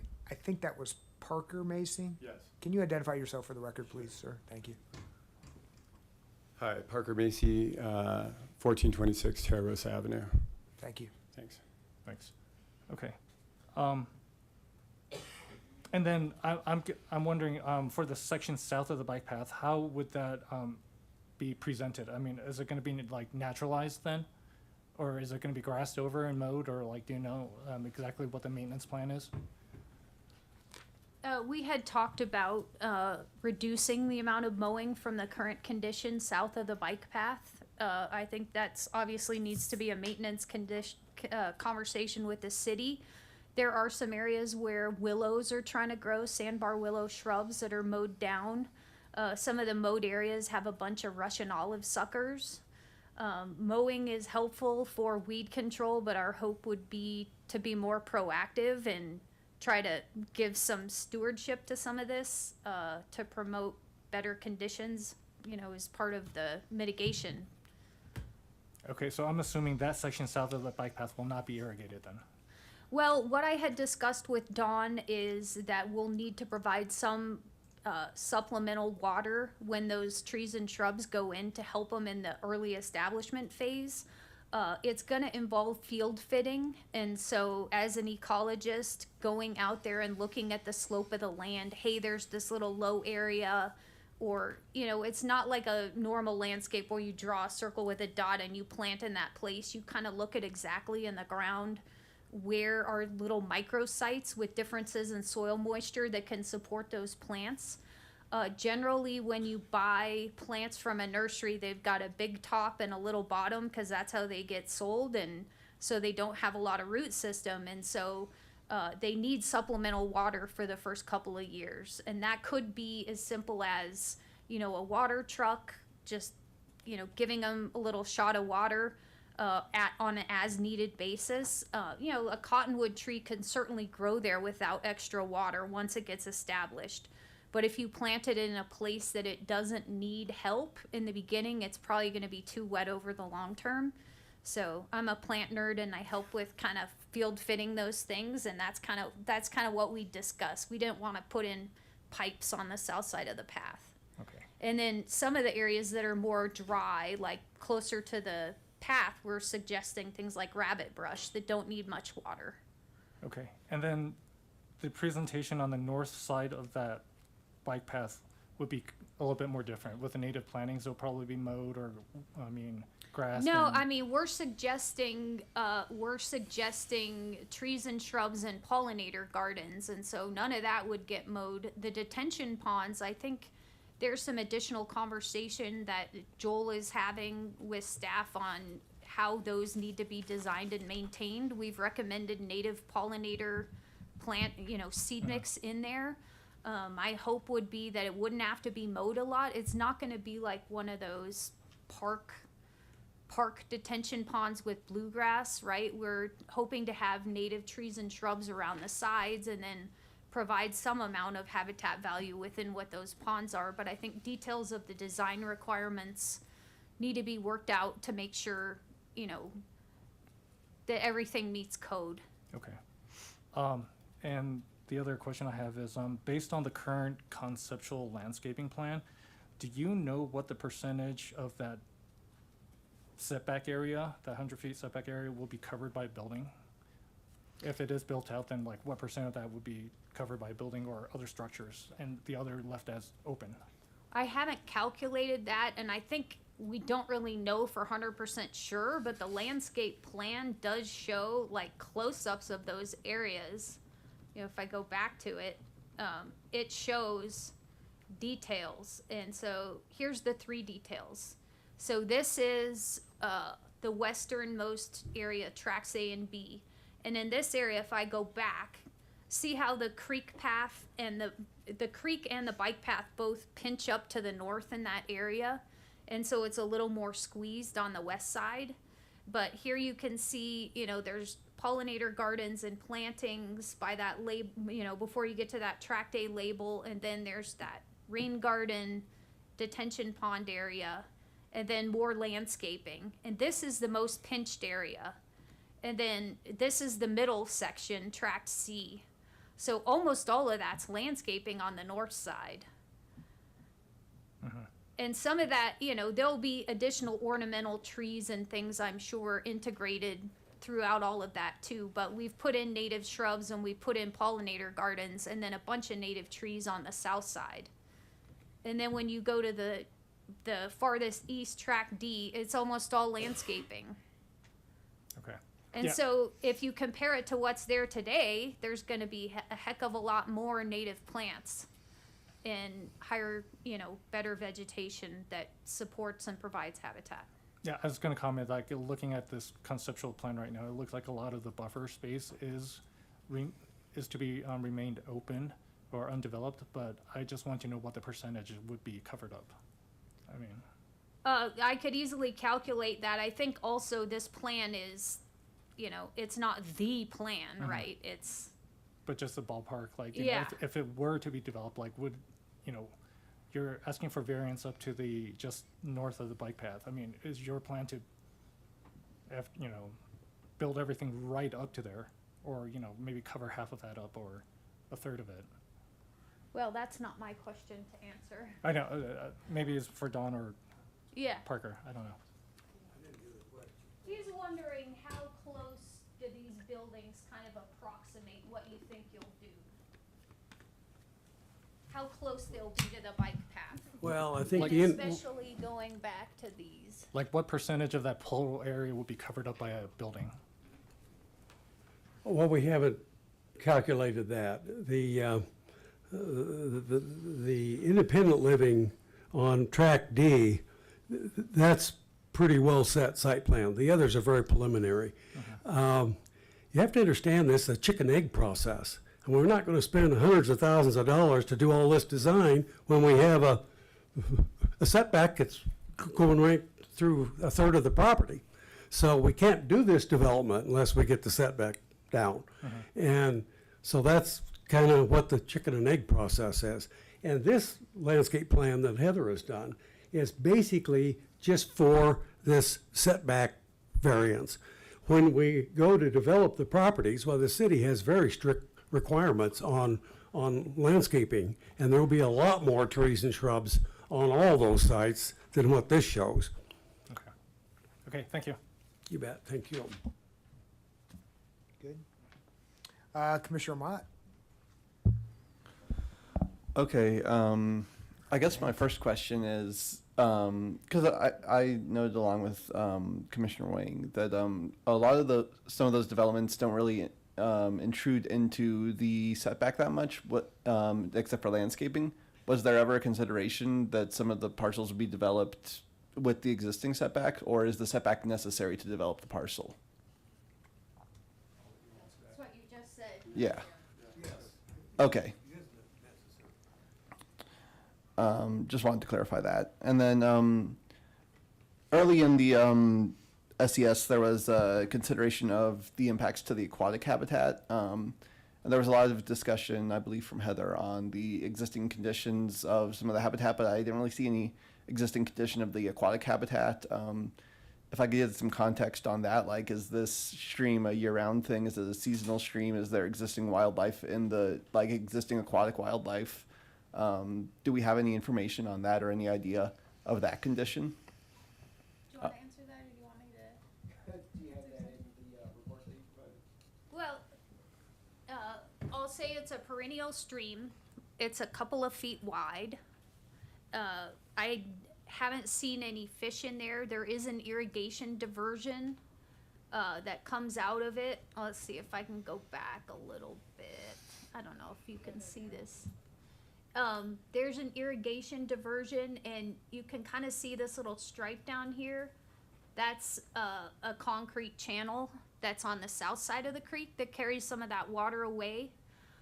As I mentioned, with the landscape context, you know, having this stuff around it, and especially the concrete channel, that cuts off, you know, habitat from species moving up and down through there. If it's just this concrete trapezoidal channel that kind of isolates that area and limits the species present. But I think, you know, staff's presentation and what has been discussed is that just the presence of all this development to begin with inherently affects the water quality and what species are present. And so my argument would be, if there's sensitive species, they're already not there because of where this is. And so this is not going to be the straw that breaks the camel's back, you know, to use a cliche. It's not going to create a significant adverse impact that like tips the scale. And also we're trying to manage the water quality, both complying with regulations and then also doing these LID principles, trying to infiltrate the water and do better than the old way of doing things. So the idea with that would be to maintain the existing conditions at a, you know, at a minimum. Okay, thank you. And then I guess, I think this was partially answered, but like on the procedural thing, so any conditions or anything we apply today, if they don't meet that, it will come back through the planning zoning board as a modification then? So we can assume that anything they present here, they will be held to? I'm not sure who that question was aimed at best, but. It's probably me. Yes, so certainly their presentation is kind of the guiding principles for planning development services going forward. So to the extent they're making substantial changes to what they presented here, that's going to impact, you know, the criteria and the analysis for the variance for the riparian setback.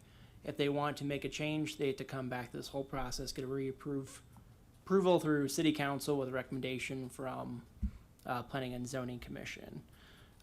That doesn't excuse the rest of the review process going forward. This is only about the riparian setback variance request or the modification, however you want to call it. So it'll still be required to comply with all of our landscaping standards, lighting standards, parking standards, building standards, all of that, through the regular planning development services project as process as it goes forward. Okay, makes sense. Thank you. I also just want to add that that's contingent on council adopting the condition. Just keep in mind, this is the recommending body, so council would have to go forward and adopt that condition from the recommendation. Understood. Okay. Yes, that's if we adopt PZR B, the one with conditions with approval, then yes, that would be council making that condition. So And- in addition to whatever the applicants presented today. Okay, and from my understanding, was it the Sustainability Advisory, or what was the other recommending body in this case? Natural Resources Department? Natural Resources. They recommended with condition? Correct. Okay. Okay, I think that answers my question. Thank you. Commissioner Boone? Thank you, Chair. I have a couple of questions. The first one being, I am not totally convinced that the floodplain does not affect this property. Can somebody convince me of that? Has somebody done an overlay of that? Considering the news that we've had in the last couple of weeks, I'm pretty sensitive to that question. I'm Joel Paz with Rocky Ridge Civil Engineering. And so your question is that the floodplain is not affected by the proposed development? Is any of this project in the floodplain? Yes, there is a portion of it. Do you know where the slide that would show the floodplain? I know we've got one. If I just start scrolling. I tried to do a little bit of an overlay, and it seems like maybe part of it is in the floodplain, and that would. A slide with the proposed development plan. Maybe it's on the one that Dawn showed, like the third or fourth back. So go back. Oh, there you go. There you go. Is it on that one? Yeah, so is there a way to zoom in on this? Do we know? If not, it's the purple Let's try this. or magenta dashed line there. Purple. Nope, that didn't work. Well, it's okay. I can kind of hover the mouse over it. Yeah. So it's kind of right in here. you can see the purple dashed line. And so it's a little bit north of the sidewalk here, but it is on a portion of the development. And so we're not allowed to have any structures within that floodplain without going through a Lomer-Clomer process, which we're not proposing to do. So there's, basically it's just gonna be landscaping and maybe a couple sidewalk connections within that floodplain. And so, Yeah, it seems to get really close down at the west end. yeah, the west end, it kind of comes down closer to the walk there. And without zooming in, it's hard to show. But there are some structures that do get closer, but as long as they're outside, as long as they don't cross over into it, that's allowed. And that's typical on any other development. Okay. So that portion is no different. It's kind of separate from the riparian setback. It's a separate item that we Right. have to abide by. Right. And I know that's not part of this discussion tonight, but Mhm. it should be, in my opinion. Okay, let's see. So the riparian setback requirements were put into the city code, what year was that? Commissioner Boone, that was in 2019. Okay, that's what I thought. So much later than the concept plan that we initially saw and was initially approved.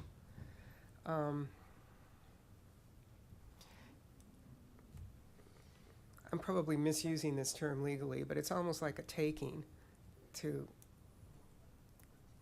have to comply with such a strict riparian setback after the fact.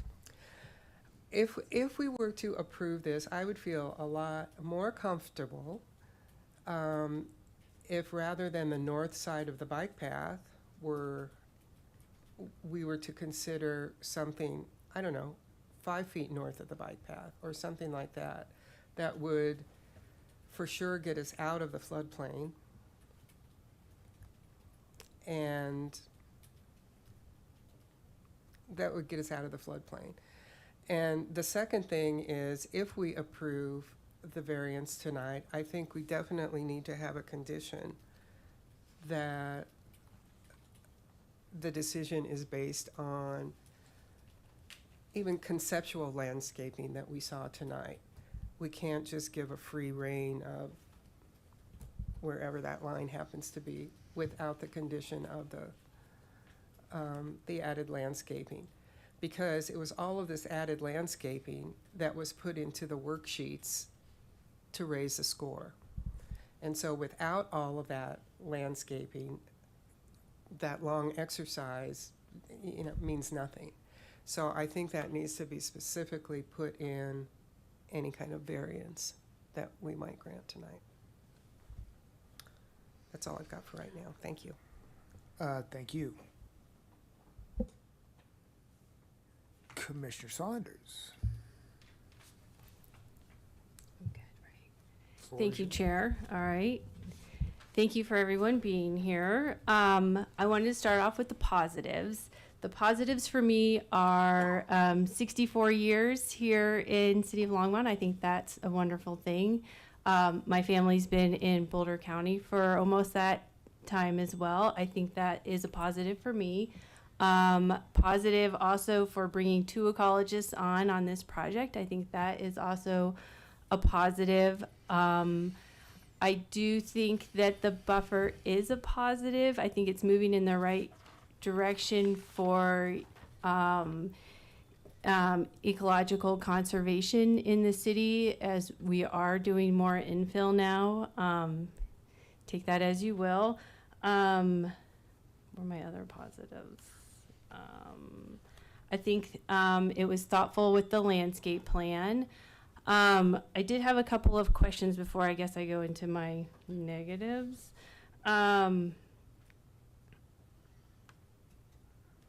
Mr. Belzak? Was that close? Blazik? Thank you. This new system of scoring is in my positive and negative. This is the first time we've used this scoring? Yes, no. Commissioner Saunders, that's correct. Okay. So there's some feedback, and I am really thankful for Heather, if I may use your first name, for giving such strong and thoughtful feedback about that process. I think we hopefully have learned some things going through this process. One of my feedbacks were that some of the if there's not a plan put forth, like for the lighting, the noise, noise daytime, noise nighttime, maybe that should be more in the negative numbers rather than just a straight 0, that it didn't change anything. I can see, so I teach, and I can see where students would just not turn in something and they'd still pass. Do you know what I'm saying? So if you don't submit something, and I'm not saying just for this case, I'm just saying going forward, that it could be helpful for folks to not just get sort of a free pass on not submitting maybe lighting plan or, vegetation plan. I think that just giving a 0 feels like a pass. I do appreciate Heather's, what do you call that? Anecdotal experience of being on the site with the video. I think that's helpful, even though we couldn't hear. I think she makes some good points about hearing that ambient noise from the street. I do disagree that the night noise might be the same across the street with this new proposal. I think that nighttime noise and nighttime lighting is going to be significantly higher, especially so close to the riparian edge on this Tract A. So I'm not in alignment with that. I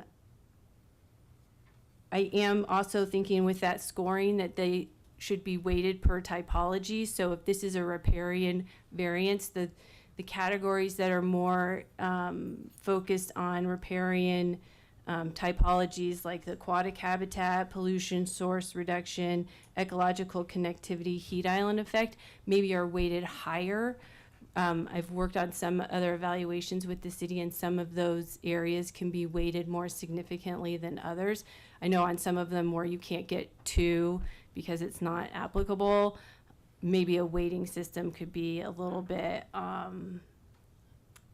helpful for specific typologies going forward. So those are my 2 cents on the scoring system. I think that that's really important going forward. That we have this more objective sort of system in looking at this variance. So I wanted to put my 2 cents on that, and it was helpful to have. So I'm glad that you guys are doing that, and I appreciate Heather being sort of the test pilot going through that, because it is tricky, and especially with that teeny tiny baby font, that was very, very challenging to go through. And then once you got there, like some of it's broad questions, but I get that it's new, so I appreciate you all working on that. Planner Belzak again, Blazek. Blazek, you got it. I'm doing that wrong. Blazek. So you put in our packet that it was a strong score at 5. So I'm curious how that came about if this is the first time. I'd be happy to elaborate on that. In the context of this site, I think we can all agree that the applicant did leave available points on the board by either not providing certain information or, not meeting a certain standard. Like, for example, a green roof wasn't shown, right? So they don't gain that additional point. I would say that there are less points available to them in this project with their current application than there are points that they could lose. Does that make sense? I think that through going through the process, 5 is a score that, I don't want to take a stance and say, this is a really good score, this is a really bad score. It is not bad. Compared to? So the only thing that we really have to compare scores to is back when this process was being developed, there were previously approved variances within the riparian setback that we went back and tested the actual procedure on. Interesting. What I would caution you, again, kind of like I mentioned in my presentation, is that every project is different, right? So I do not want to make an apples to apples comparison between a project that scored something similar or different to have you make your decision, right? You have to make your decision based on just the feedback that we've given on this application. Does that Right. make sense? Yeah, and that's, I think, why I'm bringing it up, because that valuation of the word strong score sort of sways me a little bit, because I don't have any other context of this evaluation system. So when you say it's a strong score, I'm trying to figure out what is that in comparison to of other projects. So Yeah. that's why I'm saying that strong score sort of And I don't led want you to me take it that way, astray, right? if you will. So It's more that there weren't very many more points available for them to score going through the process. but there were still points that they could have gotten, what you just said. Sure. Okay. Okay. I'm trying to see if I have any other questions for you. Okay. I don't have any questions for you right this second, but I did want to circle back to the flood. And I saw in the back that someone was very excited to raise their hand and come and talk about flood. You can't hide back there. Do you mind coming up and answering a question about flood for me? Because I do think it's important, and I just want to clarify something, and you were so excited. If you want to talk about flood, I want to talk about flood. Is this on? I'm Monica Bordolini. I am the floodplain administrator for the city. I thought that's who you were. That's who I are. I haven't So- seen you in person, so but I've read about you and some of the stuff that you've done. So I'm glad that you're here to talk to us. Yeah, absolutely. Why do we not care about 500-year flood, and we only care about 100-year flood? Well, boy, that is a Oh, loaded I got the whole back row question. laughing. Oh, All goodness. of them are just like, oh, I'm leaving now. Well, I'll tell you the truth. The community, floodplain community, would like to start regulating the 500-year floodplain, but we're lucky if we can get the 100-year. Yeah. And get everybody to abide by our regulations in the 100-year floodplain and the floodway, which is probably what you're thinking about a lot with all the recent flooding. So there is a proposal on the table to start regulating to the 500-year, but I'm not confident that that's going to happen anytime soon. We do have a requirement, well, the state requires that critical facilities be looked at differently than, and as far as floodplain regulations go, so we require any critical facilities that are proposed, new facilities that are in the floodplain area to be elevated 2 feet rather than 1 foot. But the other option is to, is for 1 foot in the 500-year.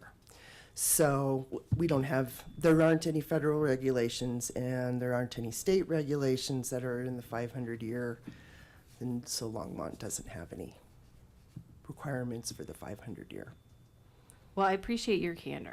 Thank you. And I Sure. think that it's baby steps, definitely. is. You know, it's It the same is. thing with the riparian buffers. It's these baby steps, and as our environment changes and the people change and the city changes, I think that it's important to have these conversations. Absolutely. So thank you for jumping in and taking that You're question. That's all welcome. I have for the flood, and I actually have to go back to Planner Okay. Blazak. Do you guys want to Can I- see a map of Oh. what the floodplain looks like?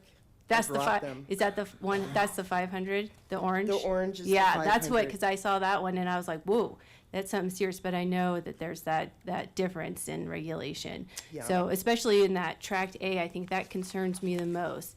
And it, yeah, it's unfortunate for this fortunate or not, to have this project happening right now with tract A, in those buildings in tract A. And maybe actually someone from the Macy family can answer this question for me. What type of buildings are in that tract A closest to the bike path? What? Commissioner Saunders, there's Yes. going to be townhouses and row houses. Okay.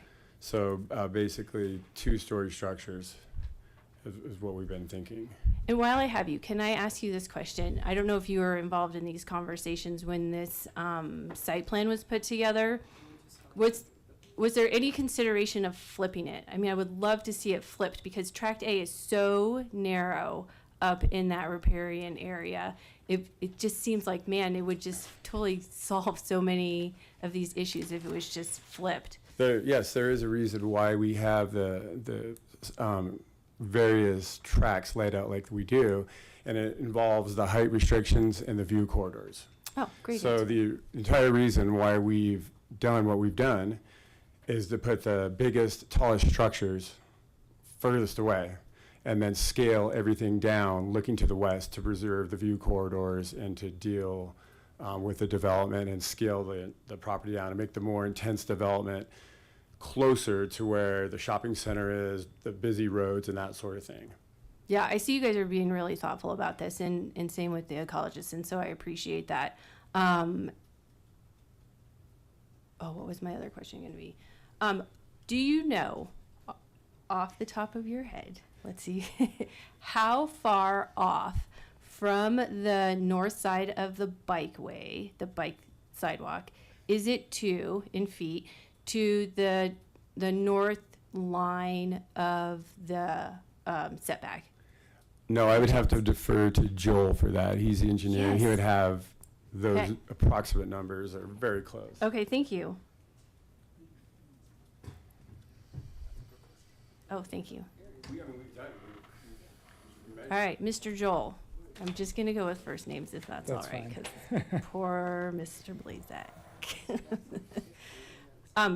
Do you know how far off that is? I'm specifically looking at Tract A, so if you wanna, and guesstimates are fine. Yeah, and I don't know, we do actually have dimensions. I don't know if it's on this exhibit, but I can read them on the printout that I have. Okay, or And maybe so the- you're saying yeah. on A? Yeah, Tract or the A? width of the, in Tract D, the width of the detention on that long Okay, bit so for would help. starters, on Tract A, and you said from the concrete trail Yeah. to that 100-foot setback Yeah. is 72 feet approximately. I mean, obviously it Okay. varies a little bit along there. Oh, yeah. And then, do you know the It's- width of that stormwater detention from north-south? The width of the pond, I don't have that dimension, but the distance from the back of the trail to the 100-foot setback on the west end of that pond is 70 feet. Okay. And so Okay, you can see the width of the pond is going to be somewhere 50, 60 foot wide there. And Okay. we do have some flexibility Yeah. with that when we get into the nuts and bolts of the design Yeah. to tweak things. But that's kind of a placeholder based on initial calculations on imperviousness and how much detention we'll need for the site. and before I let you go, for the detention pond, it says, did it say on one of the slides that it's going to be a native pollinator mix? Is that correct?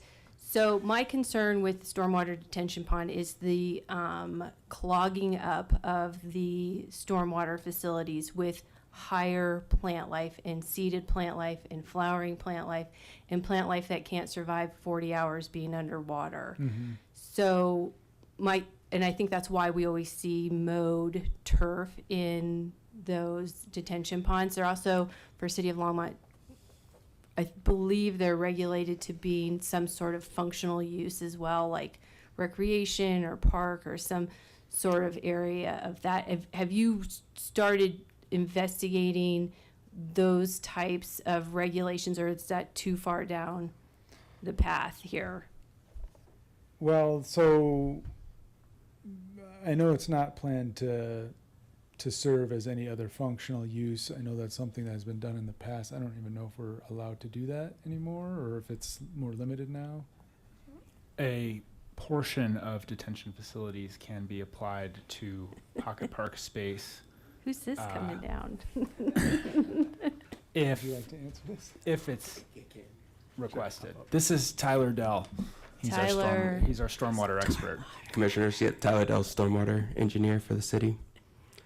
Yeah, with this particular feature, as they've designed it, it's going to be have a rain garden bottom that will eliminate a lot of the plant clogging features. So that isn't as big of concern here as a pond, older pond would be that had the smaller orifices that were susceptible to clogging.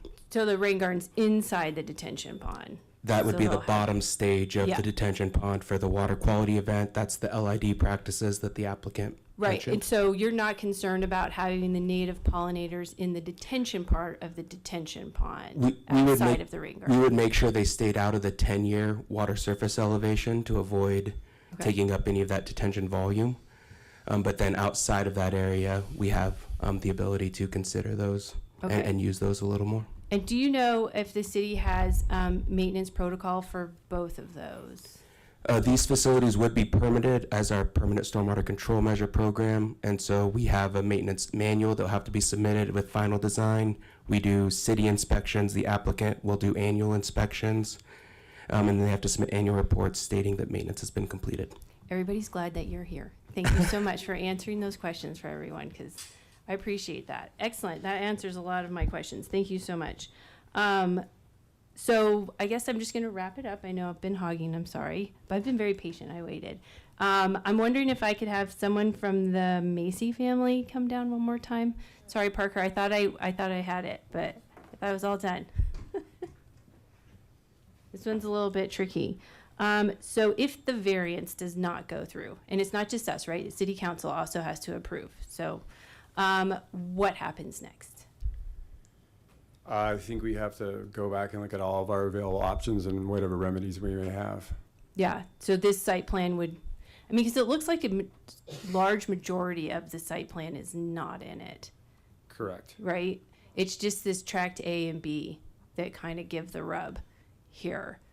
And so I'm wondering, because I like what Commissioner Boone was saying. I don't know, what Commissioner Boone was saying about having a strip across that bike path, because it's the city that maintains the bike path, correct? That's what we determined earlier. And I believe there's a 2-foot, and maybe Jim knows, there's a 2-foot maintenance that goes along the path. So if the variance was reduced down, I'm trying to see if that's helpful. Is it a 2-foot maintenance path that the city It's has? very unscientific mower width, so 4 to 6 feet. 4 to 6 feet. Okay, thanks, Jim.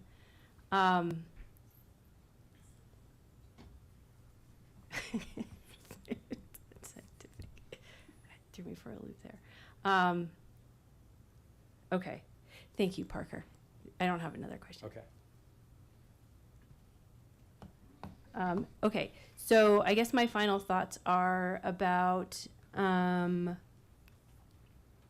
that continuance of the buffer all the way across, because my biggest concern is tract A and B with the buildings so close to, I mean, if I'm a squirrel living in this house, in this tree house, like that building's right up next to me and I'm not going to be happy about it. But if I'm way down east, that's not so bad. So I have concerns about how tight it is here, but I appreciate how the developer was really thinking about views, the view corridor. I appreciate the plantings. I do have concerns about seating. I think a lot of people get excited about seating because... Who's doing that?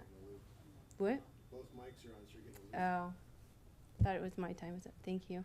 So I have concerns about monitoring the seeding. Does that align a little bit, Jim, what you guys were talking about with from Natural Resources about the seeds taking hold? And I do hear you, Heather, about like monitoring the site and looking at it, and I don't know how we can maybe put that into the condition of the stewardship monitoring that would have to be a part of this. Because you just can't just I don't want people to think that you can just throw seeds out. No, I got this pollinator garden and I don't have to do anything with it. I think she would agree that that's not really the case. So I think to answer the question, I think you're asking the seeding that would most likely be done with their landscape plan is really more in their like the detention basins, the rain gardens, that kind of area there that are going to be kind of start fresh in a landscaping condition. So I wouldn't be as concerned there, particularly on the north side of the trail where most of that landscaping typically has some sort of irrigation system to get it established anyway. South of the trail, I think what natural resources staff considered to be the biggest benefit was going to be the trees and shrubs added to that corridor. So not necessarily seeding south of there where there may be more difficulty with irrigation. Oh, the establishment for them? Correct. Oh, okay, for the woodies on the south side. Oh, okay, because I thought it was the seeding on the north side. No, Oh, okay. most of the concern is about with the woody vegetation that Heather had mentioned and figuring out how to get that irrigated and established on the south side. Okay, but I think she answered that with like some sort of temporary water truck or Yeah, somebody it's coming by. definitely, it's doable. Yeah, that sounds pretty, I mean, there's access there and everything. I just don't know if it has to be part of like condition that we would put in the recommendation or that's just something regulated by the city. That was Parks and Natural Resources staff's part of that conditional approval would be to commit to some sort of irrigation to establish that woody vegetation on the south side of the trail. Okay. Okay. Oh, let me ask you this. With the way that the area is being maintained now, would you say that it's fair that yes, it's being mowed and it's prohibiting the noxious weeds, but it's also prohibiting any native growth as well? It's my answer is going to be probably more anecdotal. Yeah, that's and okay. Knowing the vegetation that is over there, that considering that south side of the trail's got some smooth brome and some other non-native grasses that are probably preventing native shrubs in particular from getting established. I don't believe that the mowing is necessarily inhibiting any native species from getting established. I think it's just the nature of the plant communities that are there. Right. So you're saying the mowing is helping more than it's hurting. It depends on what the goal is. Yeah. So if we're looking for broadleaf like Canada thistle or other species like that for weed control, then certainly mowing can help with that. Yeah.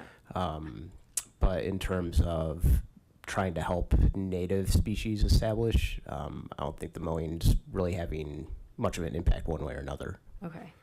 And then do you know what landowners are regulated to when they have this buffer, when their land is already up to this buffer as far as maintenance and care for that buffer? Is there anything regulated in city? Do you mean any like, I'm not sure. Yeah, like when you have a ditch on your property, you have to like take care of it. You have to make sure that stuff's not falling in it. But do you have to do anything here with this buffer area? Is there any sort of maintenance? Because it sounds like this is new. Riparian buffer is new. So are landowners regulated to a certain level of care and maintenance? Like if they have a stream corridor going through their property and, Yeah, and or their in this maintenance. scenario, No, yeah. it's still their Okay. private property Okay. and up to them to maintain it as they need to. Okay, great. Okay, thanks, Jim. Mm. Okay. So I'm going to wrap it up. And I think that there are more positives than negatives for me. But I did think that for conditions, maybe putting a strip across, I'm pointing at my screen, a strip across that north bike path that's more than what's happening in track A, but maybe not as extensive as track D. 'Cause Joel, you said that was 70 feet for the detention pond. That L. I think that's what he said. Yeah, that seems pretty. I just want to make It's sure. 70 feet from the concrete path to the setback. The Okay. The width of the detention pond is probably more like 50 to 60. Oh, somewhere okay, in there. that's helpful, thank you. Okay, so that's, I think that is a little extreme. I'm thinking maybe more 25 across. If commissioners agree, that might help a little alleviate with that flood and alleviate a little bit more of the continuity of the buffer, especially in this tighter place with Tract A.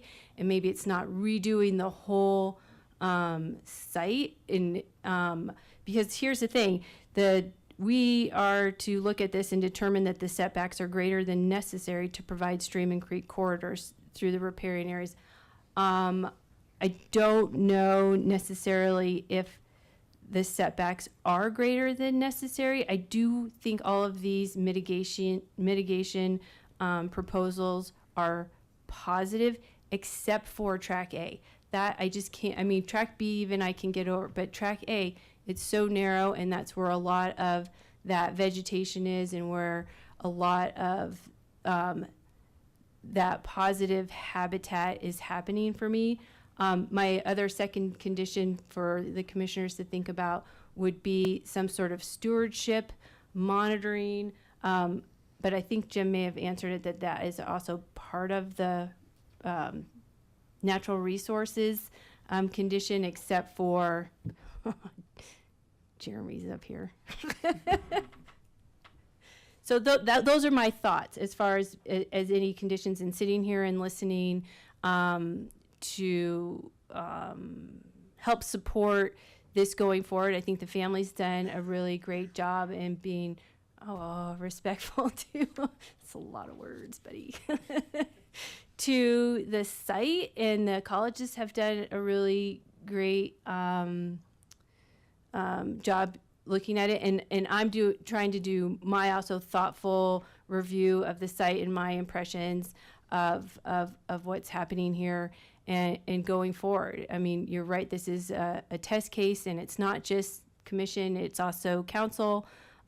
So that's sort of where I'm at and where I'd go from here. And I think there's some more comments, so I'm going to relinquish my microphone. Yeah, sounds like we're gaining some kind of impetus here. Track C and D, I have no problems with. Track B, there's that one little piece that juts out, but Track A is really the problem child.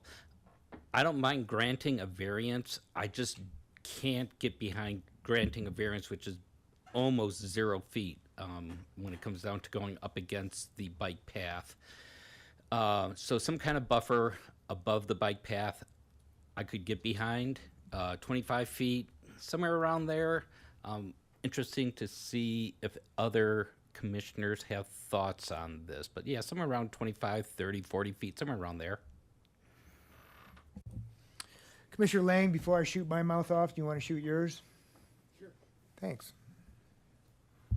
On that picture, the main one we've been looking at, the riparian boundary, that solid yellow line, how is that drawn? Is that the middle of the dry creek? Is that what that is? It's the outside edge of the riparian vegetation, the trees and shrubs. Okay. So it's that's a good picture, actually. Sorry, microphone. Yeah, so I drew it in AutoCAD with an aerial photo, and then did an exact 100-foot offset in AutoCAD. Okay. Okay. Yeah, I'm kind of leaning towards the comments of the other commissioners, where on the east end, there's plenty of space to grant a variance within that 100-foot setback, but once you get further west, it's much tighter. And it would be nice to have something that's not quite up to that bike path.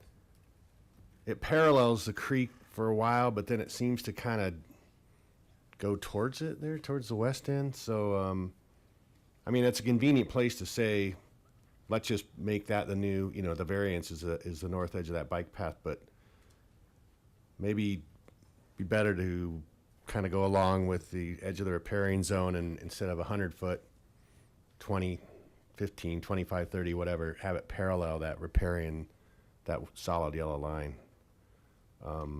And in towards the west, it would probably be very close to the north edge of that bike path, but as you get, or excuse me, to the east, but as you get to the west, it would definitely push into your guys' development a little bit and force you to go a little further north, is what I was thinking.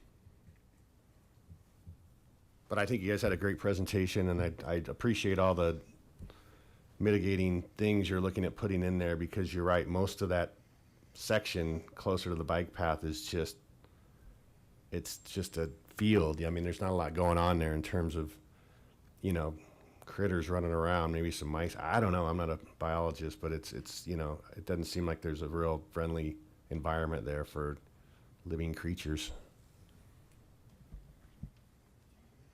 Thank you. Mr. Macy. May I clarify something? In tracks A and B, which there's been a lot of comment about, those site plans were done a long time ago before we even had a setback. And when we go to develop those, we have to comply with all the city regulations, one of which is setbacks from property lines. And if the variance is granted, the property line be on the north side of the walk, and those setbacks are going to apply from that period, from that point to wherever the structures are. And the setbacks vary, whether they're a front setback, side setback, or rear setback. But those buildings won't be, you know, sitting right on the bike path like they show there. We just haven't redone those site plans. We have redone track D and part of track C, but we haven't done A and B. That's what I was going to remind my fellow commissioners, that we don't have a development plan in front of us. What we have is a concept plan that is subject to change, and you're satisfied possibly with C and D being at this conceptual plan level. The development doesn't appear to be close, but rest assured that will possibly change if we grant a variance. With that, what I wanted to ask Planner Blazak is, what are we allowed to be built in the 100-year floodplain?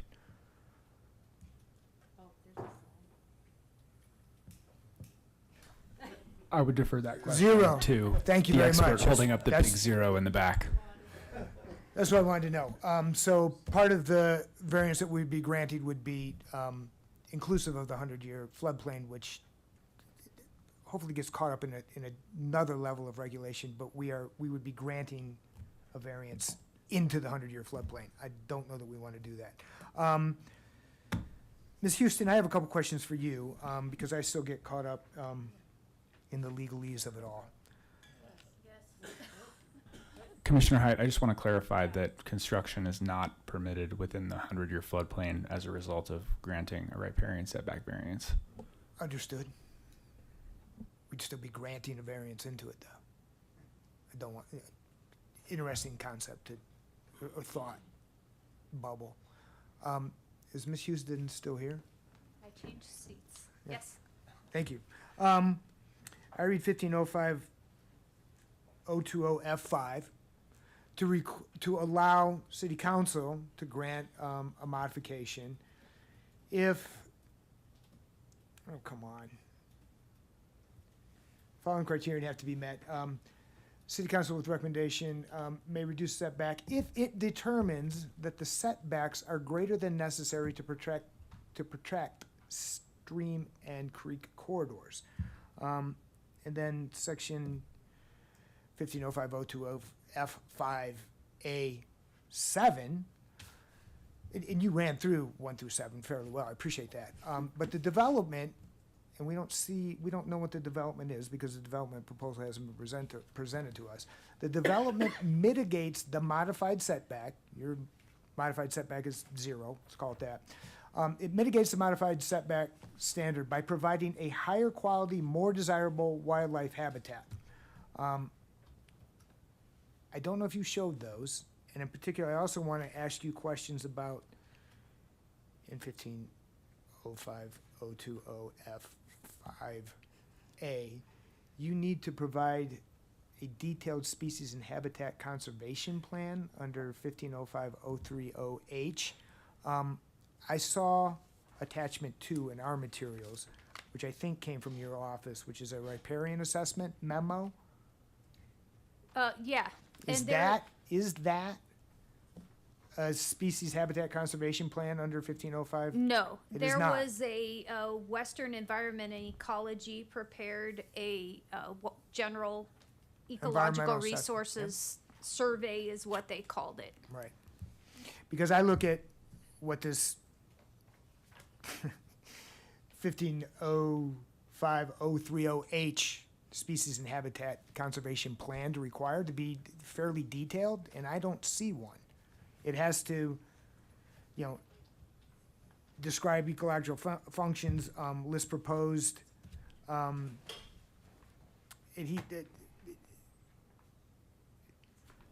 Commissioner Height, that was included as one of the attachments in the staff report. which one is it? Attachment 3. Sorry. If it's there, I'll.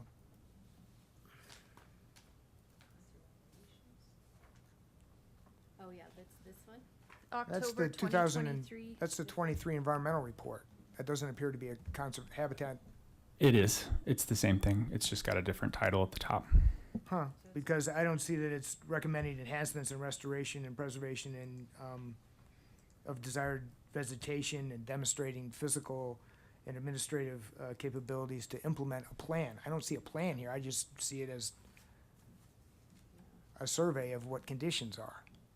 You see it otherwise? I don't see it meeting the conditions of what, again, 1505030H require. Tell me how it meets that.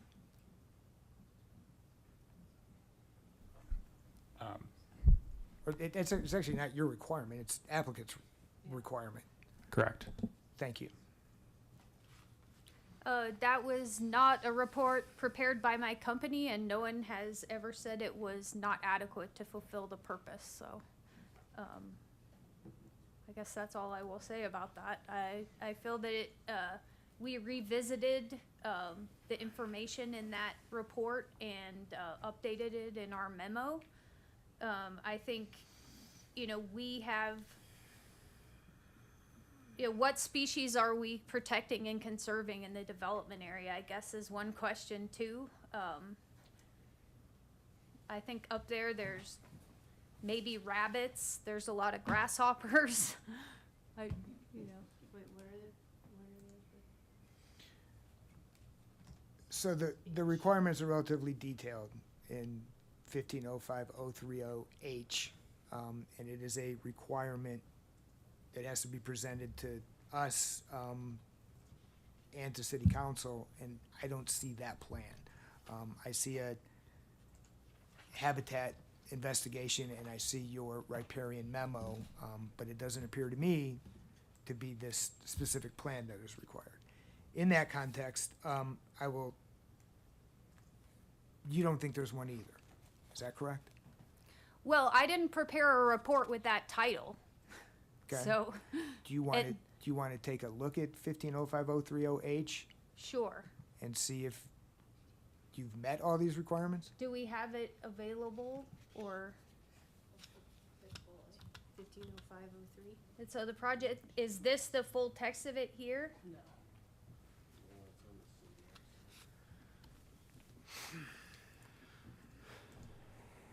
This is in code that you're talking about? Yep. Yeah. On my laptop, I don't have a hard copy of it. 30H. Yeah. Plan, so they have a plan. The species and habitat conservation. Species and habitat shall include fine minimum. You gotta read to yourself. Why can't I read out loud? Because nobody wants to hear you read. I will change screens in a moment. I just wanted to remind the commission about the criteria for the variance requested tonight. That's the slide I pulled up on the screen. I think it's on page 5 of your hard copy packet of staff's presentation. So this is the criteria for the riparian setback variance. I just wanted to remind commission of that as we're considering conditions, and that the conditions have to be reasonably related to established criteria, which is this section. But in terms of Commissioner or Chair Height's question about 1505-030, I do have that pulled up on the screen here. Oh no, I hate when that happens.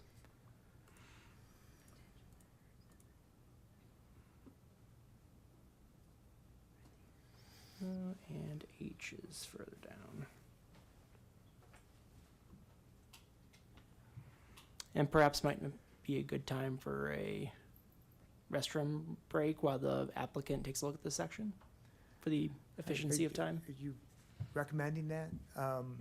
I've been taking my own breaks, but we've been going for 2.5 hours, so I'm fine.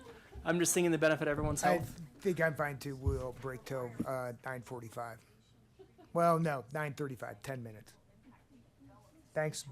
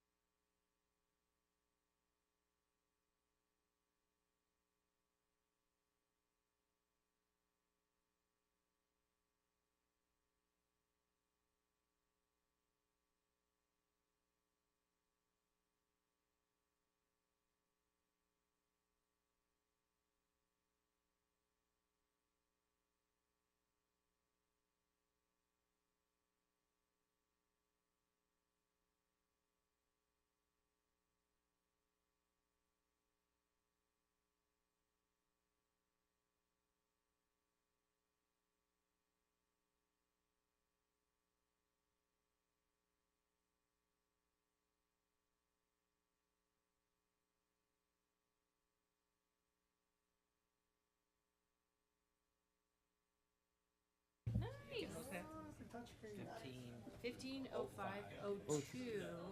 15, no. Yes. 1505-020 is the protection of the standards that we're working under. Right. 1505-030 is the habitat and species protection That's the requirement. list of it, but saying that it's required is in O2F5. F, Yeah. 1. It's just an F. The following How is it procedure shall, F5? Not F5? no, it's F. F, May, oh, F. but it says may require. The following procedure shall apply to all applications for development containing identified, I'm sorry, am I reviewing this right? No, I'm in the different. Oh, may be modified under the following standards and procedures, taking into consideration the findings of a detailed species. So may be modified. Modifications may be modified under the rules and procedures, taking into consideration finds of a detailed, the setback standards of F1 and F2, which is 100 or 150 of the section, may be modified under the following standards, taking into consideration the findings of a detailed species and habitat conservation plan under 1505-030H. So how can you? You have to have an You have 030H. to have the consideration. You have to have the detailed species habitat to consider whether or not you're going to be modifying them. Yeah, So you have to have the plan yeah, to even think about it. yeah. Good catch, Councilman. Counselor, Counselor, Esquire. I've been watching a lot of Law and Order lately. I'm really disappointed in myself. All right, we're going back on the record. Is everyone there? Ms. Houston, do you have more to report back to us? Hold on one second. You guys ready? We're back on the record? Good? Okay, thanks. Got it. I'm learning. Thank you. So in terms of the species and habitat conservation plan, it's my understanding that those more detailed plans are required when there's sensitive species or habitats that you're trying to protect. And so we have a general ecological resources survey that kind of goes through those things and didn't note that there was the presence of sensitive species. And so my thoughts were that that wasn't really a part of it, but I will pass over to Jim and to Zach to comment further on it. But in terms of what we have is a study that I think covers most of the requirements, and staff had said that it was adequate for them to evaluate the project. And so we didn't think other requirements were in place for species protection. Thank you. Zach, do you want to add anything to that? Or Jim, do you want to add anything to that? It's not really your obligation to do so, but I'll just note that what was submitted was sufficient for us to complete our review.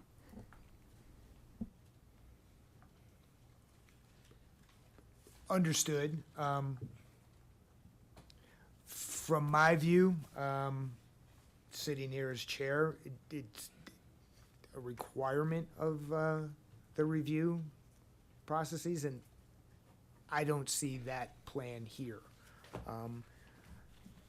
And broader, when I look at 1505, 020, F5 standards of review, that the applicant need to show that the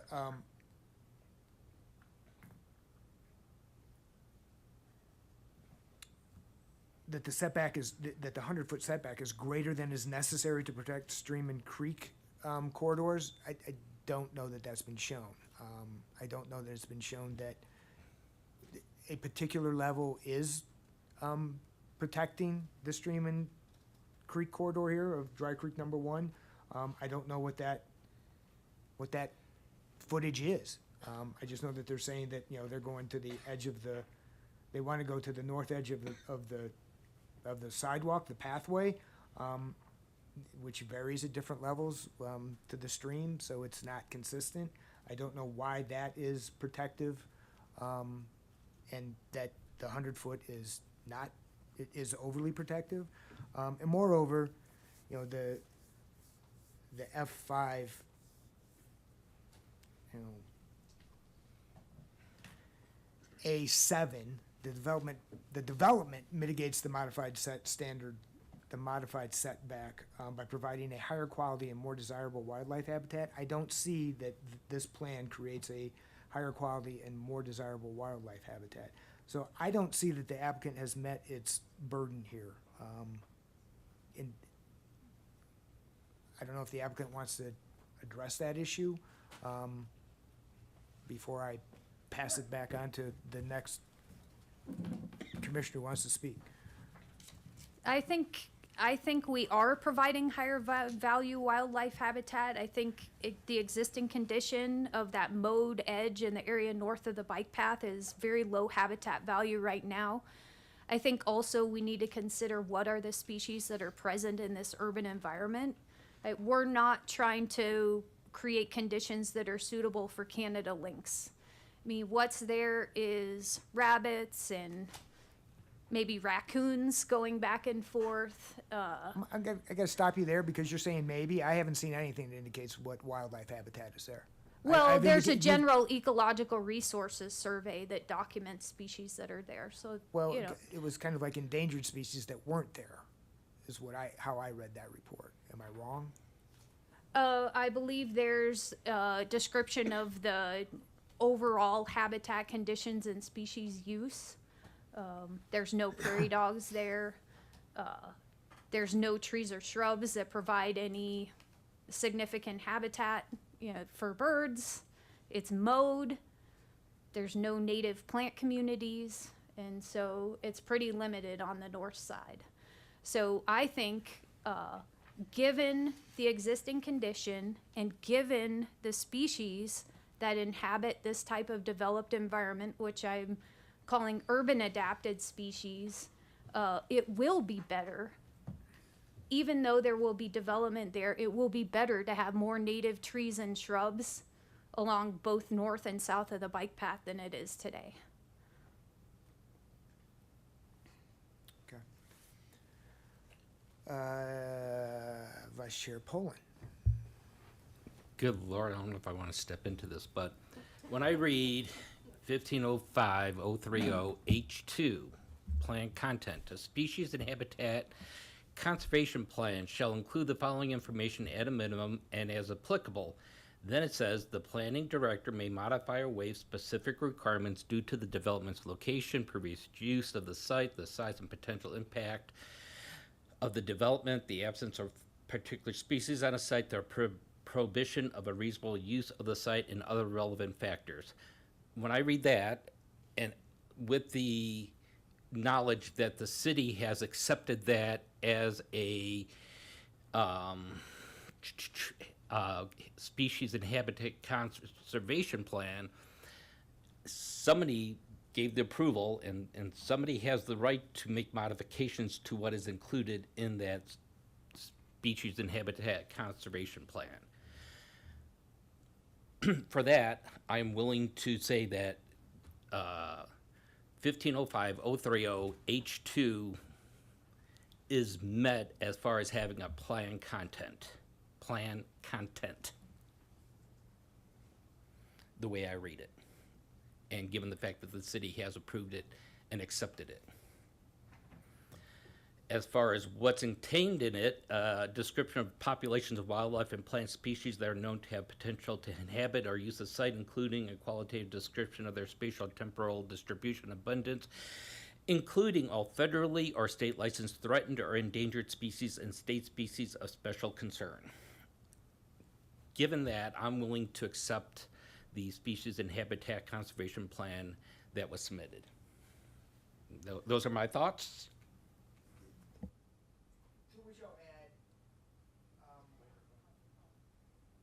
By turning my microphone on, to which I'll add that I kind of thought it was admitted that there wasn't such a plan, but that Planner Blazak had determined that what he had been submitted was enough for him to conduct his review. So I don't know if the full analysis of this waiver under 030H had been provided.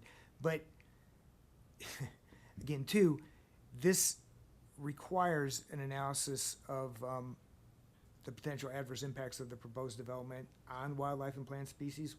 We don't know what the proposed development is. It hasn't been presented or formalized yet.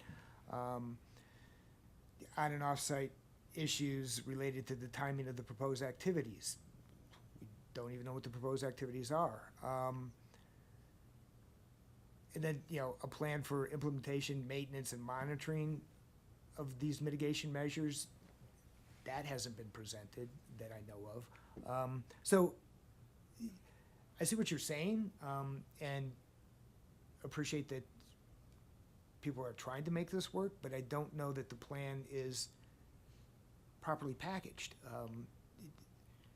It's presented that ultimately the development project will be approved by staff. It won't come back to planning and zoning, which is appropriate because that's how our planning department is set up.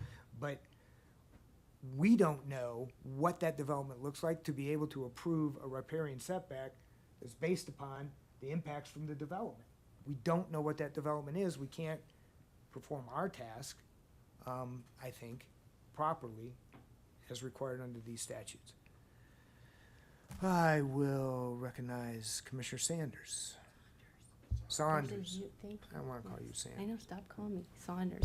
All right, thank you. I am going to wade into this. I appreciate Chair Height's due diligence in reading thoroughly through the code. I had sort of the same experience in reading the ecological survey originally, that it did seem like it was a list of the species that aren't there, like a list of the species that are, it's unfortunate we don't have a representative there from them, saying that, okay, these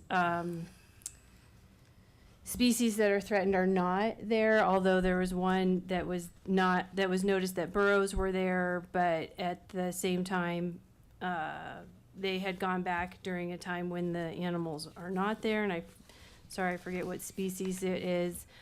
So I thought that was a little disingenuous to look for them in November when they're not there after August. That being said, I agree that the burden has not been met with the materials provided as such. I also think that this is the first time we've heard this type of variance, correct? Jeremy, this is going to be you in a second. We have not heard this kind of variance before, right? And so this is sort of testing the waters. Is it possible to put this as the condition to have this plan before it goes to council?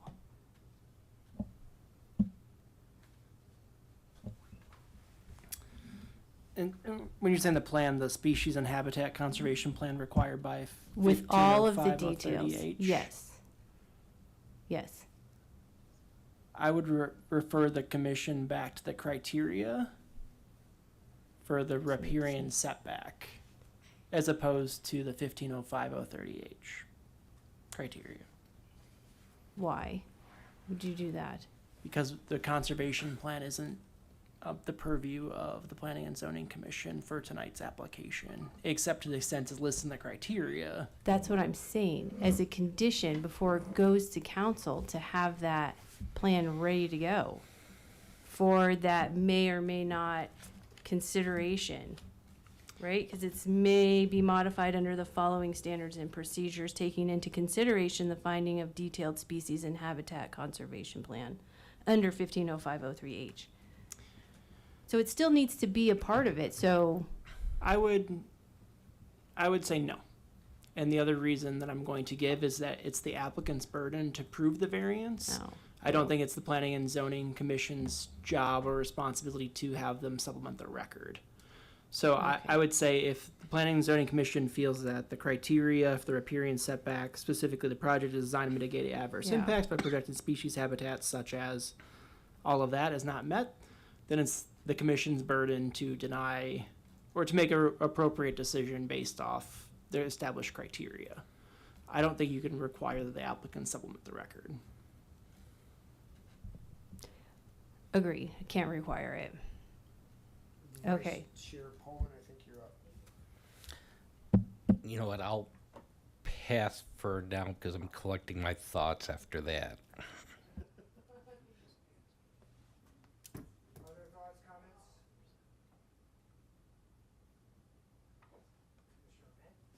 comments?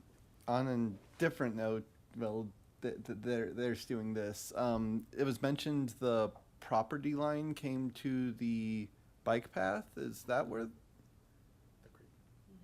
So is the property line at the creek or the bike path, and what would the city determine the standard setbacks based off of when the actual development comes? Because we don't have the formal development plan, so it was mentioned that the setbacks might not be accurate.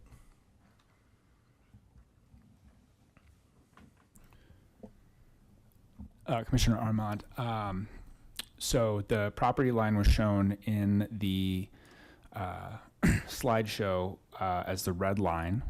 I believe that property line goes to the center of the creek. And then the other thing that I will remind you all while I have the opportunity is that this is also future development adjacent to a greenway. So there will be additional buffer standards from the landscape review of that site plan that would apply to this greenway. Landscape buffer standards specifically. I believe it is a landscape buffer type B, which is 20 feet of landscaping required against that greenway.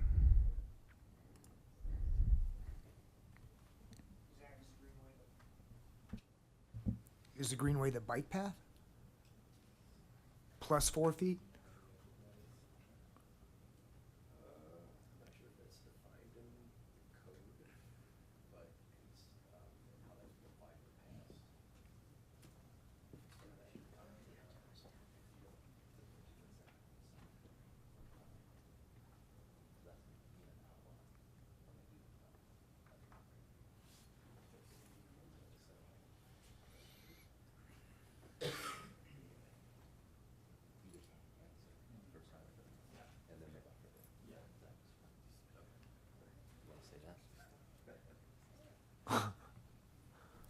Sorry, while we were conferring, just to be clear, the greenway itself is buffered on either side 50 feet from the center line, and then there's an additional landscape buffer on top of that. Does that answer your question, Commissioner Height? I just want to know what the greenway is. What is the greenway? The bike path? It is the area encompassing the creek. So from the center line of the creek Okay. in either direction, that would, I believe, include the bike path in this situation. Is it basically half of this riparian zone then? It's a considerable portion. And what happens in that? That's just a landscape an area that has to be landscaped. It still could be developed. It's out of the floodplain. Again, just keep in mind that landscape review is outside the purview of this discussion. That's with the site plan review. It's just something to think about as you're considering your conditions. That's what I'm trying to think about, what it entails.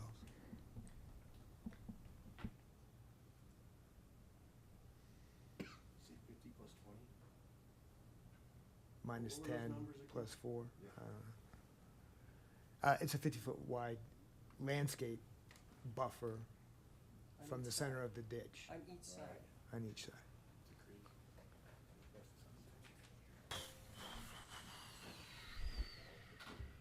Others care to chat? Care to muse? Care to make a motion? Yes, that'd be good. Send my phone in front of me. Thanks. Care to move this forward?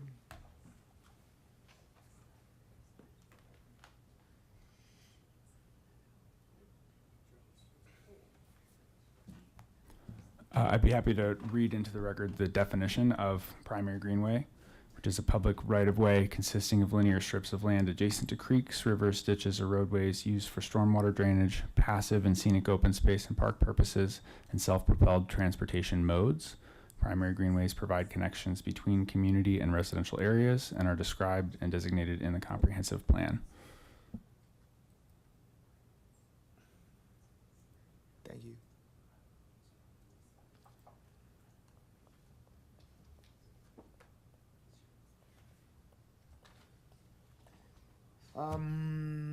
See no further I'm sorry, Commissioner Wang.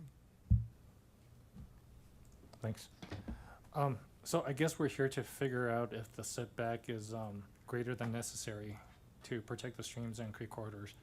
I feel like 70 feet from the sidewalk is definitely greater than necessary. I'm just figuring out how far from the sidewalk. I mean, I'm going back to Commissioner Boone's comment. I would feel a lot more comfortable if there is a little buffer on the north side of the sidewalk. I'm for approving the variance, but not the complete sidewalk, shrink down to sidewalk, but maybe a little bit down from the 100 feet. Like, I don't know, pick a random number, 20 feet, 5 feet. So I don't know what you guys' thoughts on this, but.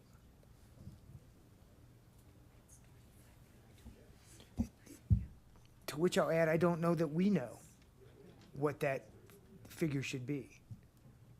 I don't know if I agree with you that the applicant has carried its burden to show that 70 feet north of the sidewalk isn't necessary. There seems to be a suggestion that there is, but I don't know that I know enough to make that determination. And I don't know that what they're proposing, I certainly don't know that what they are proposing is sufficient. So I'll recognize you again. I would kind of have to agree. It is a chicken or the egg thing. It is very hard to figure out like what we want to approve without knowing what the final project's going to be. Right. Which is, if you can't tell where I'm heading, that I can't approve this because we don't have the full suite of material that we're required to have. Others? Oh, I'm sorry. Commissioner Mott? I think I was talking about this a bit earlier when I was asking about the current condition, but I do think that that is, and that was something that has been discussed, but I do think that the word necessary for me is important because we don't really have outside. It was discussed that there's the endangered species profile, but we don't really have a profile of all the other wildlife and environment. And so without that information, it's kind of hard to establish what's necessary to protect that because we don't really have, at least I don't feel like I have a good understanding of the existing conditions which we are protecting. I know there was a discussion about the modification of removing noxious trees and adding natural plants, but I don't know what that is doing to protect the existing environment because I feel like I don't really have a good understanding of what that existing environment is, what the wildlife profile is, etc. So on that, I would tend to agree with Commissioner Wang that I feel like it's kind of difficult to establish that the necessary steps have been taken, and if we are to modify the setback, what that necessary distance is. It sounds like right now that, yeah, there is no necessary distance besides the bike path, which seems convenient for development purposes, but does not seem to be like taking the wildlife or the actual stream environment into consideration, I guess is what I'm trying to say. If I might be able to provide some help in that from my professional ecologist staff position as far as what the current conditions are in terms of what kind of wildlife use that corridor, I would actually concur with Ms. Houston's assessment that based off of the vegetation that's present there, that it is urban, used by urban adapted wildlife species, raccoons, rabbits, squirrels.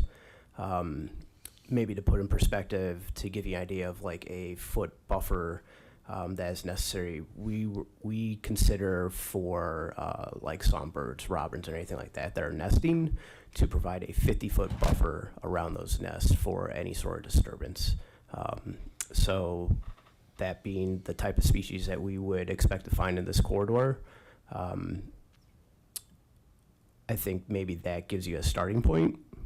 Or is there any other clarification I can provide on what our assessment is of the wildlife usage of this corridor? I actually think, let me ask this question. 50 feet from the stream, the center of the stream is where? The bike path? How far north of the bike path? Does it vary? It probably varies. We'd have to take some measurements. Zach, do you have a thumbnail sense? I would just echo that it varies.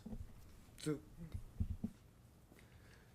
the 100-foot is from the edge of the trees, the canopies. Okay, thanks.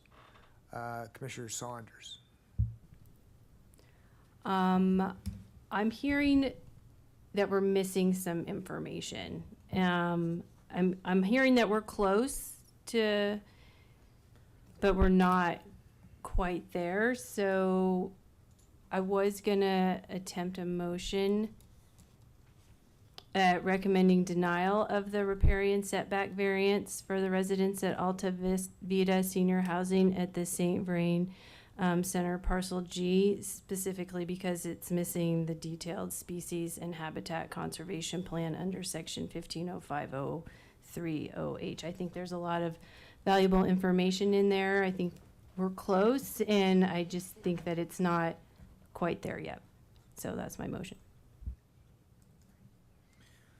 So there's a motion on the table. I will recognize Commissioner Wang. Real quick, I just want to verify, are there foxes in the area? It is a species that you would expect to find in this type of area, or possibly. So with a species and habitat conservation plan, it is often that myself or some of my wildlife biology staff assist STAC in those assessments if the information provided in those species and habitat conservation plans are sufficient. In this case, we did have staff review that. It's in the document that one of my senior wildlife biologists, Scott Sievers, did review the document and found the information to be sufficient to be able to determine whether or not this would have a negative impact on the wildlife in the area. And based off of what we would expect to find in the area, we don't believe that having a actual in the field survey of all the wildlife species that could use this corridor is necessary based off of what we can determine based off of the type of habitat that's present.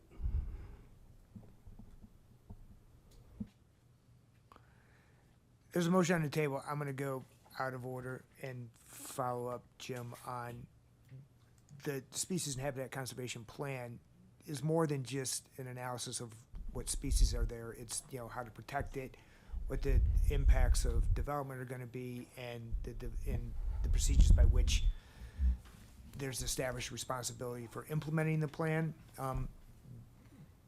When you reviewed this and came up with the conclusion that no species are going to be detrimentally impacted, is that your conclusion? Did you look at the rest of these issues?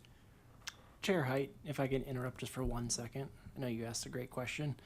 I know Commissioner Saunders made a motion. I don't know if there was a second made. There hasn't been a second, no.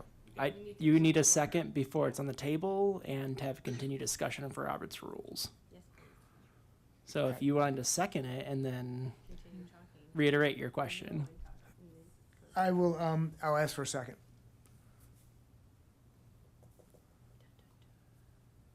Otherwise, the motion dies for lack of second, and then you can recontinue discussion. And I think that's what we're doing. Okay. And then you yeah, can go I'm back sorry, to I Jim did for the question step and all over answer. that. Yeah, I'd let Mr. Chairman one go, and then I went. So, did you think that you had a complete plan? I believe that we had sufficient information to be able to make a determination as far as if there were any potential negative impacts to wildlife in the corridor, and if so, were there going to be requirements in the plan to suggest mitigation measures? Okay, thanks. Vice Chair Poland. Thank you. Jeremy, for consideration of this, so I'm looking at 1505.020 F5, modifications of the setback, A, reduced setbacks. Is that the only section basically that pertains to this variance? Yes and no. I will say So the question before the commission is whether or not the setback is greater than necessary to protect stream and creek corridors, riparian areas, and wetland. So look in the next sentence, I have it up on the screen, that same section you were talking about. The following criteria shall be used to identify circumstances where riparian setback reductions may be considered. So unlike a traditional variance, the applicant doesn't have the need to meet all of the criteria. This is just criteria for the commission to consider whether or not the requested setback is greater than necessary. I said kind of to your question because there is a reference to 1505-030H in the criteria, but it's in the underlying question, in my opinion. So the question is, was the project designed to mitigate adverse impacts as identified in the conservation plan? If there was no adverse conditions identified in the plan, that's, I think, something that the commission can consider. Or if the commission feels the plan didn't adequately identify those mitigation efforts, then it's the commission's job to determine whether or not there is an adverse impact and whether or not mitigation efforts were met. Does that answer the question? It does. I'm stewing on this. Give me a second. I'll let others go. I'm sorry, Commissioner Boone. Thank you, Chair Height. So the place that I'm getting hung up, aside from the wildlife, is the fact that we were given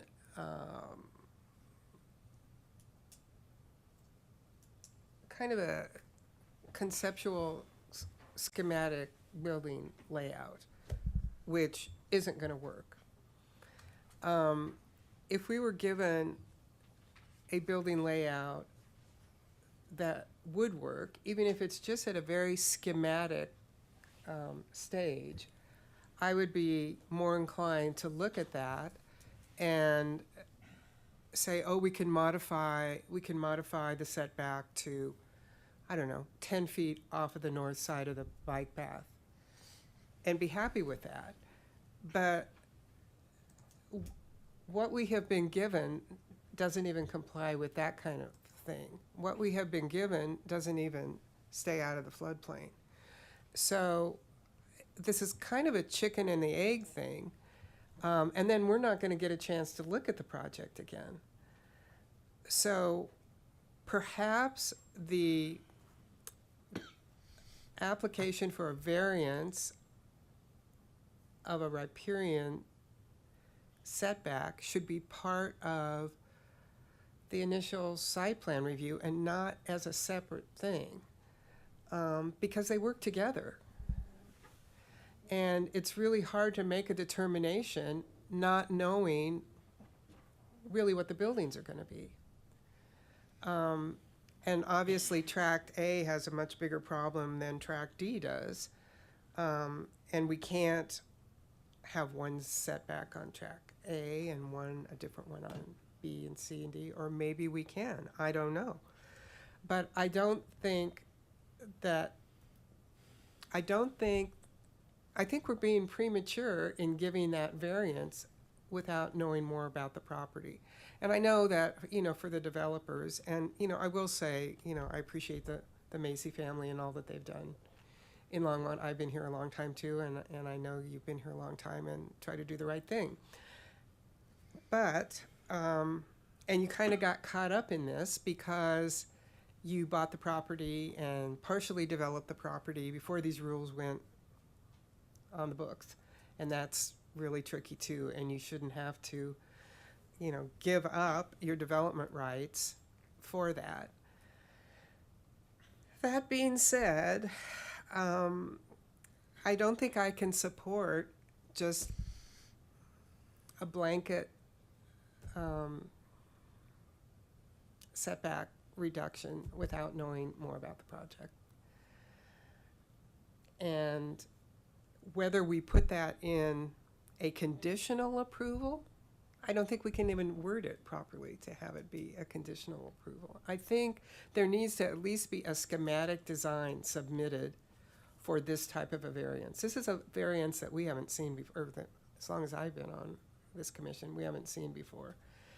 And I think that having a schematic building layout and then having a little something extra about the wildlife, you know, that's something that you're going to have to do anyway, because we get it on every development project. And you're going to have to perhaps have those expenses up front with the hope that we can work together and get it going forward, which I think we all want to do. We don't want to just kill the project. But we have to be careful in what we give up, especially if we're never going to see the project again. So with that in mind,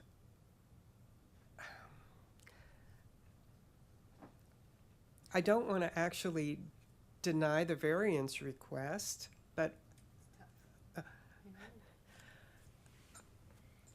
perhaps it's tabled and come back with a little more information. I don't know. I need some help with that decision.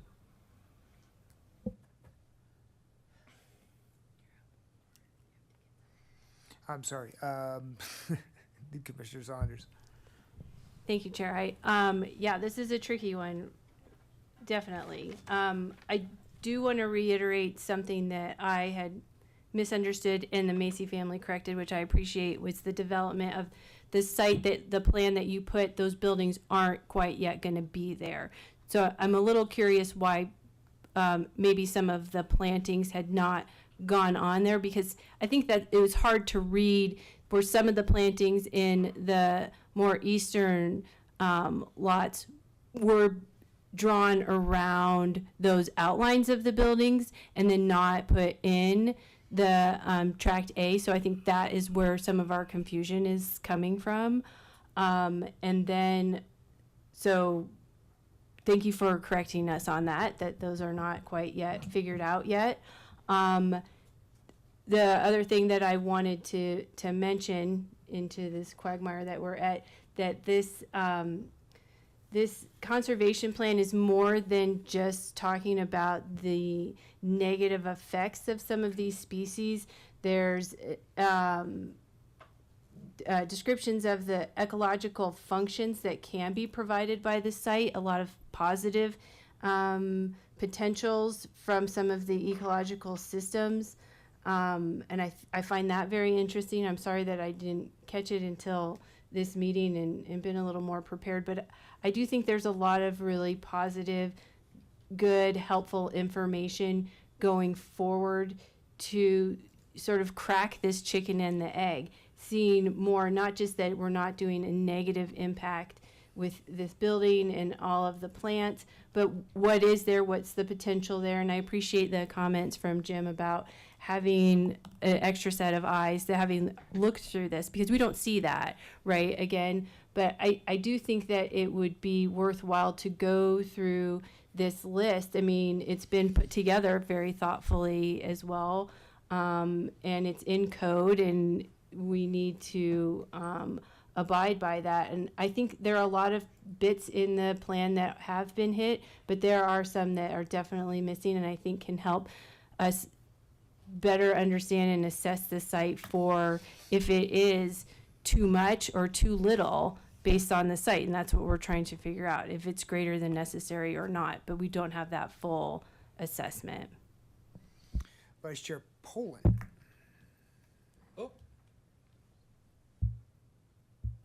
Okay, thank you. I don't know, Zach Grant, this seems to be one of the things that we're kind of hung up on, is that there was a concept plan. We know that the way that was put forward, because of setbacks and stuff, will not be followed anyways. But it seems to be in our mind now that we see buildings on the map. But I guess my question is, why did the development services decide to bring forward a variance request without a development plan around it? I mean, we're kind of hung up here as a commission because we are trying to imagine buildings and how they might affect it. It seems to me as if the city is like, don't think about the buildings, think about what they're proposing as far as the vegetation to help improve the corridor. And then for us, not imagining buildings, take the buildings out of the equation for now. Can we, as a commission, I guess, come up with a recommendation where we can recommend starting at the bike path, or starting at 20 feet after the bike path, or starting at 50 feet after the bike path, or no, we really just want the whole riparian area available? Is that kind of what we're tasked with? I mean, are we really, I mean, is it the thought here, don't worry about the buildings for right now. Concentrate more on if the improvements they're planning make it a better corridor, and then can we reduce a setback based on that? To which I'll add too, the standards by which we're to review this repeatedly refer to the development, the project, what its impacts are gonna be and how those impacts are gonna be mitigated, and how the development proposal is gonna go forward is, you know, in the variance procedures, says that P and Z shall review both the variance and the underlying project, which hasn't happened here. Thanks. But obviously, the city thinks there's enough to go on, and I think that's what we're trying to get a grasp on is, are we, you know, are we thinking too much about something, or? Yeah, I'll chime in and I'll defer to Zach as well, since he had multiple conversations throughout the process that I probably wasn't privy to completely. But I think you did, Vice Chair, describe it well, and that we believed that we could perform an analysis based upon the information that they did provide in terms of the conceptual development elements. That coupled with commitments that they made that would be ensured to be complied with whatever the final site plan landed on. Again, that staff did feel comfortable we could perform that SES evaluation and actually evaluate the point system. I don't disagree that in an ideal scenario, and I think even the applicant, as they referred to, they don't have a final photometric study, so that's where they landed with the point system. If they were further along, obviously that might have helped their points. But in consideration of the immense amount of information that, and just soft costs, obviously developing a final plan, getting it to the level that they would need to get to, would be somewhat burdensome. And again, we believe that we could get there with the information that we again received from the applicant. Zach, I don't know if you want to add anything to that. Sure, Commissioner Poland. I'll also just add that the land use code allows that variance to be submitted separately from the site plan. So when we were asked by the developer, could we do this, we evaluated the code and came to the conclusion that yes, that is the case.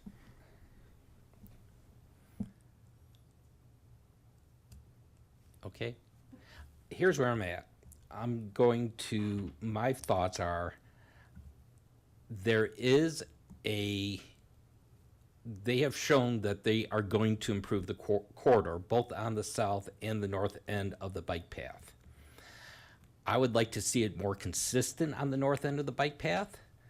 We're throwing out, 20, 30, 50, somewhere around their feet from the bike path, consistent with the bike path, using the bike path as that measuring point. That's what I'm thinking for myself, and I'm trying to put together a condition to add to this. That's what I would submit, but that's my thoughts. I believe that they have met the fact that they are improving the corridor, that overall it is going to be better for the trees they're adding, for the trees they're taking out, for the vegetation they're adding, that it's a benefit. How much of that variance is what I'm struggling with, and that's what I'm trying to put together in my mind.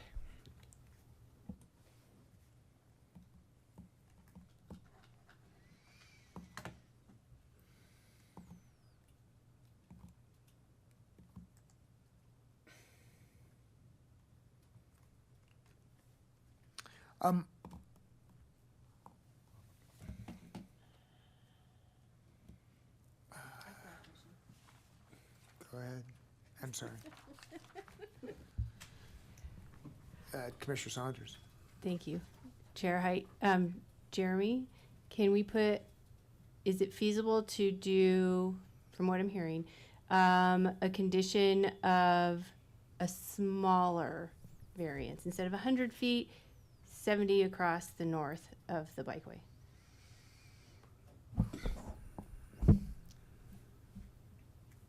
Yes.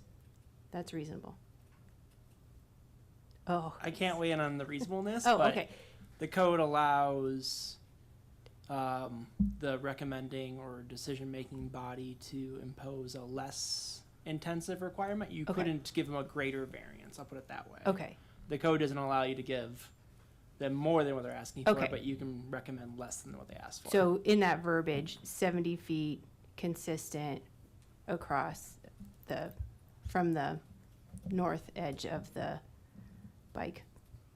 concrete bikeway. Well, it's. That's basically where it is now. Well, I thought that the drainage, the detention pond was 70, or is that 50? Was 50? Okay, well, this was just a tester. I'm filling some space, I'm trying to help. Okay, okay. Not If I gonna was help. gonna I'm ready to throw get a- home. A suggestion just from an enforcement standpoint, rather than talk about from the bike path, I would talk about reducing that 100 foot. Oh, okay. So you just move the yellow line back a little bit, back closer to the bike path. That way it's easier to enforce from an enforcement standpoint, as opposed to having a measurement of the bike path. And I can pull that back up on the screen to see. Oh, the criteria? Oh, yeah, thank you so much. Oh, the picture? Yeah, can I have the microphone? Nicer to see. I'm curious how the applicant responds to that. Like, how do you guys have any thoughts about having that more consistent but less than 100 feet? I'll move. Stop talking about. I don't know if you want to respond. I don't want to put you on the spot, but I would what just else are we say doing? that I think 70 feet from the bike path is going to be farther than the 100 feet today. Okay, Yeah. so But my apologies on the number. What about 50 feet consistently along the bike path? so I guess Don't do it bike path. I think it's helpful to just kind of I look thought at that's that what thing. we were going off of. No. Okay. It Center of the kind of ditch. provides a bit Okay. of a visual scale because the distance between the yellow dashed line and the solid yellow line is 100 feet. Yeah. So for a lot of that, like if you're looking at track C, the bike path is kind of cutting that almost in half.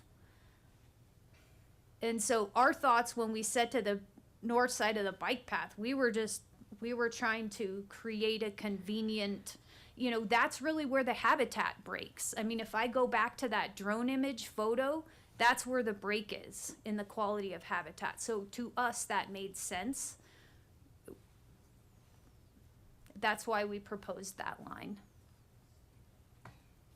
Okay, so what I'm trying to get at though is that consistency. I see in track A, there's sort of been a swap of square footage from where the buildings are. And I know that we're not supposed to look at the buildings, but I think that's maybe where the commission is stuck, is having that consistent buffer of landscape and conservation area sort of to the north of the bike path. The landscapes, if that buffering area being consistent. I mean, maybe I'm hearing everybody wrong. Commissioner Boone?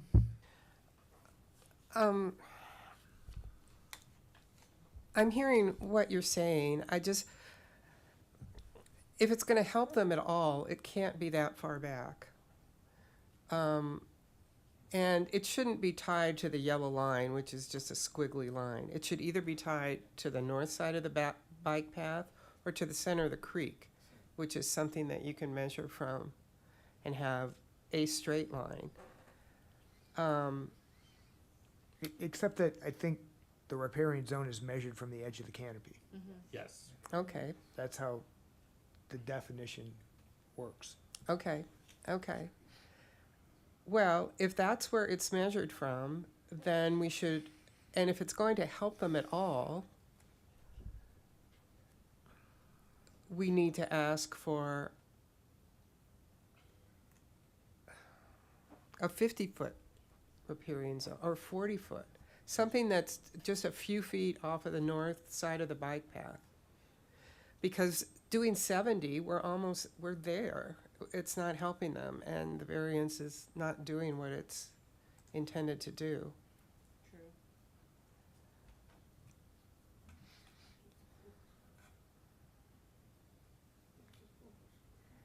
If the goal is to have a landscape buffer, which we're told we're gonna have anyway, on the north side of the bike path, and have it be consistent,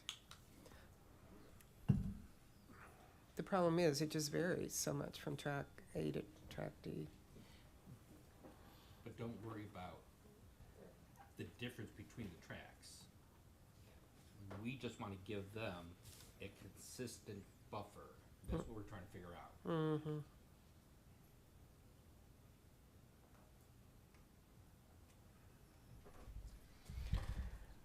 I'm sorry, Commissioner Lang. Looking at the same picture, under the label it says track C, if you go straight down from that, what would you estimate the distance to be between the north edge of the bike path and the riparian zone? I'm guessing it kind of splits the difference there between the dotted yellow and the solid yellow, so I'm thinking 40, 50 feet. So what if you just said, we're gonna do a variance instead of a 100-foot riparian zone, we're gonna do a 50-foot riparian zone? Because the problem is, if you make it much less than that, once you get to the west or the east here, now you're gonna be having your go on the south side of the bike path almost if you reduce it too much. So it's kind of a balancing act. You wanna reduce it enough to help them, but you don't wanna reduce enough that it's gonna make that so narrow that now the bike path's not even in the variance zone anymore, in that particular area.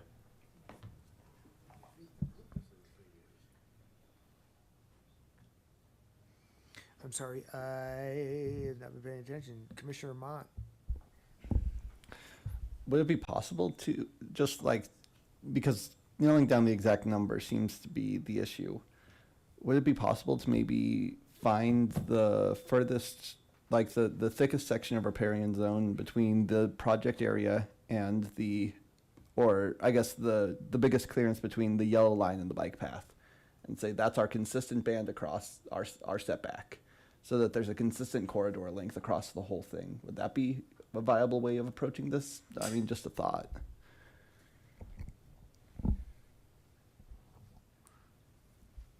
Commissioner Boone?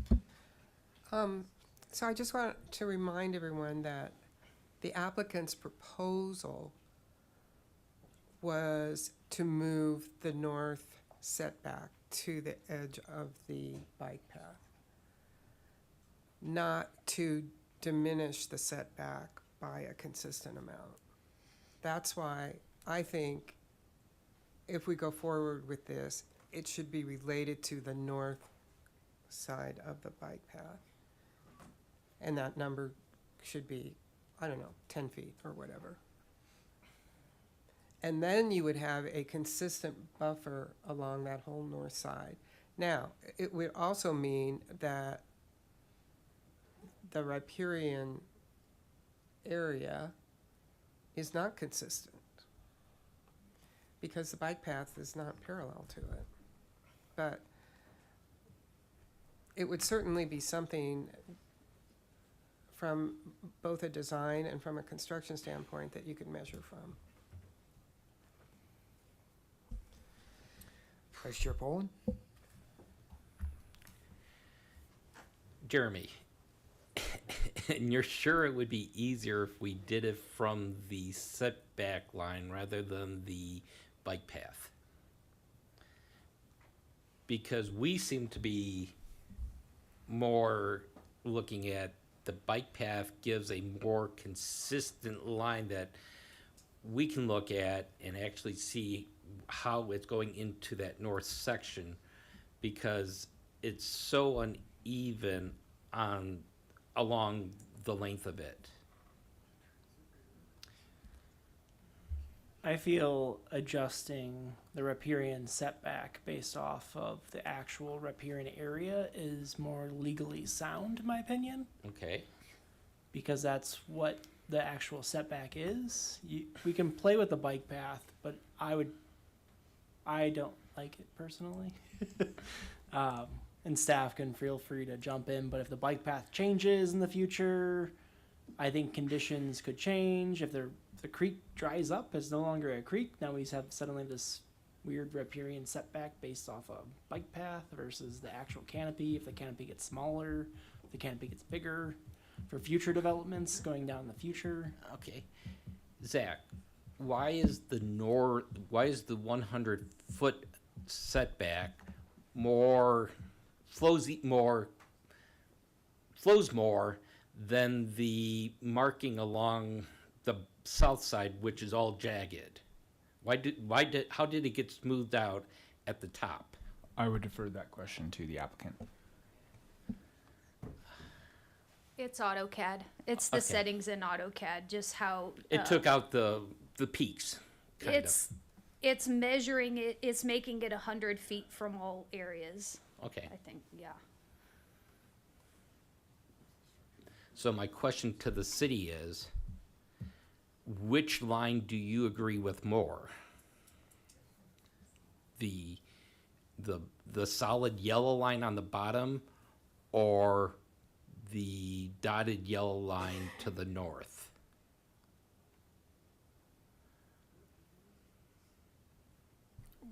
I'm sorry, which line do we agree with more? Yeah. What is the line you measure against?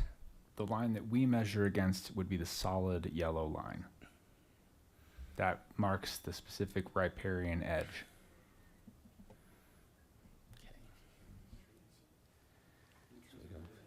So there's settings in AutoCAD, where you could just set off the line a Yeah. distance and it would have funny points, but I think what this is showing is it's actually, like, those low dips end up being more than 100 feet away, I think, from the way this is, so From- it's more, it's shown more conservatively how the dashed line is. Yeah, yeah.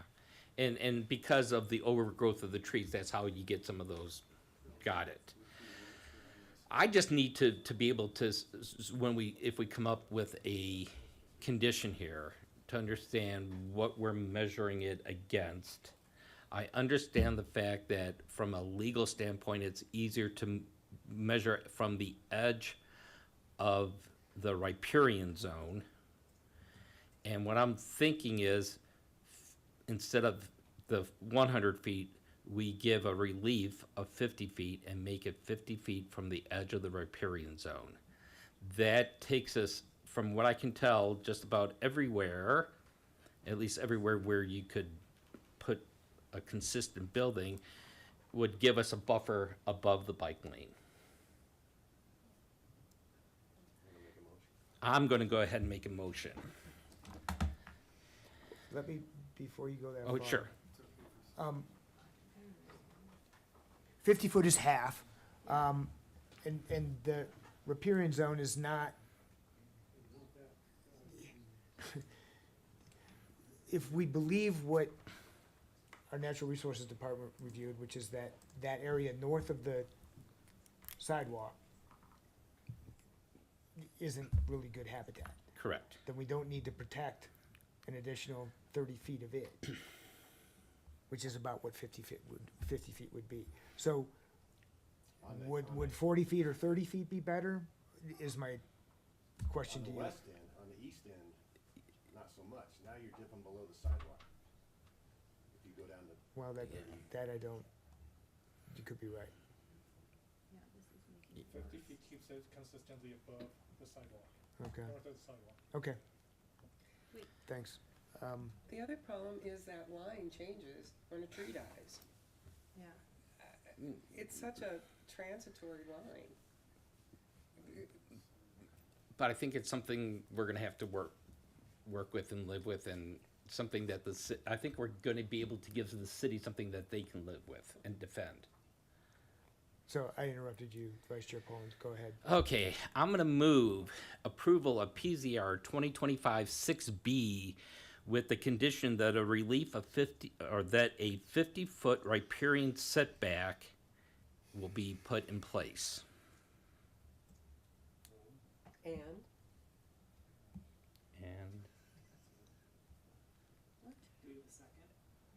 No, and that the added. before we can ask for. Yeah. Oh. I'll second.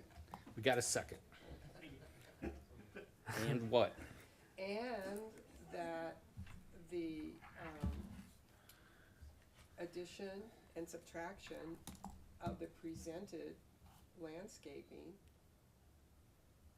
is incorporated into that variance. I don't think we need it. It's part of the plan, right? It's part of their presented plan, because that's how the evaluation was done. It included adding the landscaping. It included taking away the noxious trees. Right. Correct? Correct, Commissioner Boone. I thought I said already, and if I haven't, we'll make it clear that what the applicant presented is what they're tied to, because that's what was basis for their variance application. So if they're changing the criteria for their variance application, that requires a new variance or a modification of any variance granted. Other discussion? Commissioner Saunders. Thank you, Chair. I'm not sure what this changes by doing 50 feet off the riparian line.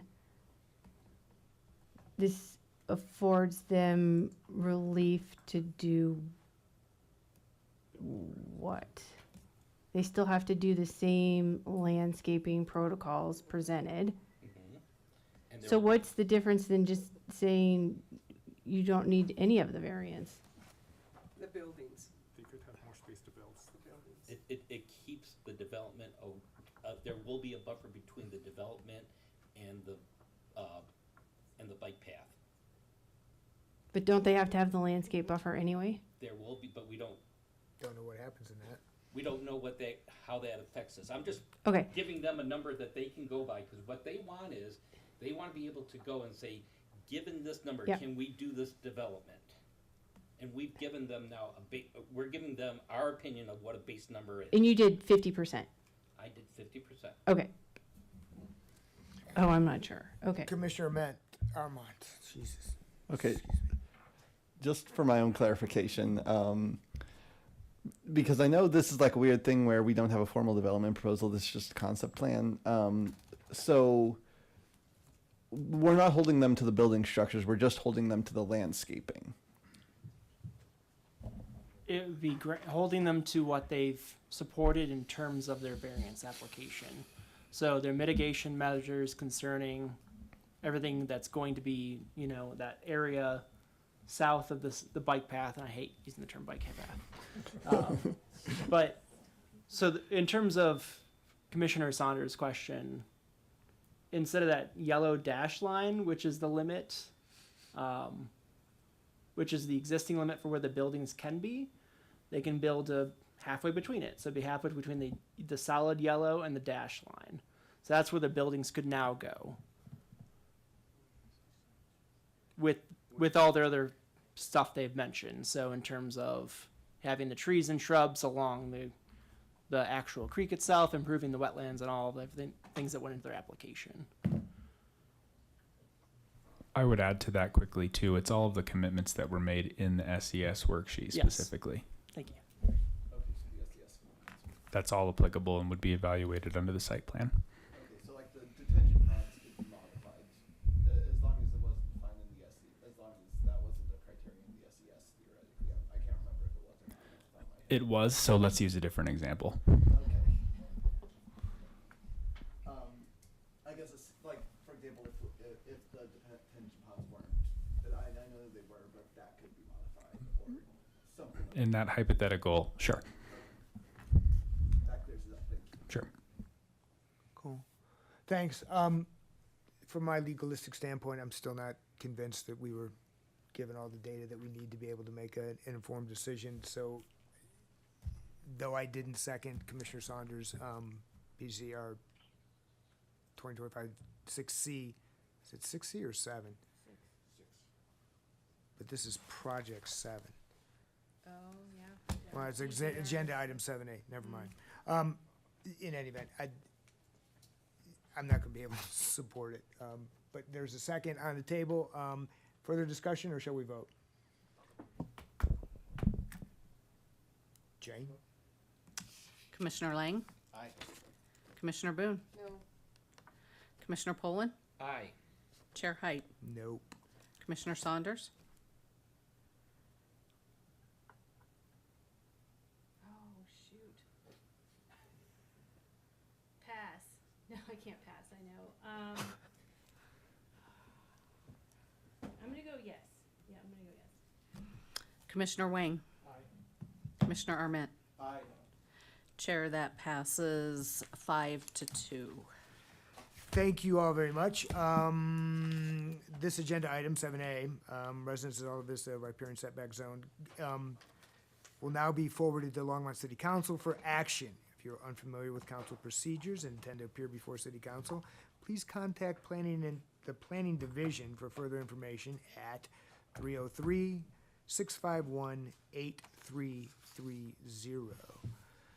Thank you all for this spirited discussion. Go back to my meeting agenda, which I think, final call for public invited to be heard. Seeing no members of the public, that's now closed.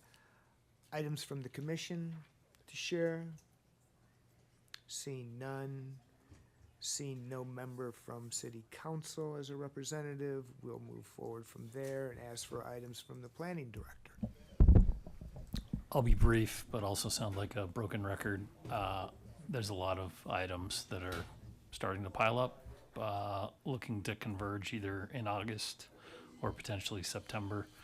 A couple conditional use permits. I think I mentioned before, URA amendment, as well as a preliminary plat, but I don't have any definitive dates as of yet. So maybe looking at one item in August, but still TBD. But again, September may end up being quite busy, so we'll reevaluate and try to see what makes sense in terms of ensuring that we don't have extra or multiple items, particularly if they're potentially, I'll say spirited, on one meeting. That's all I have.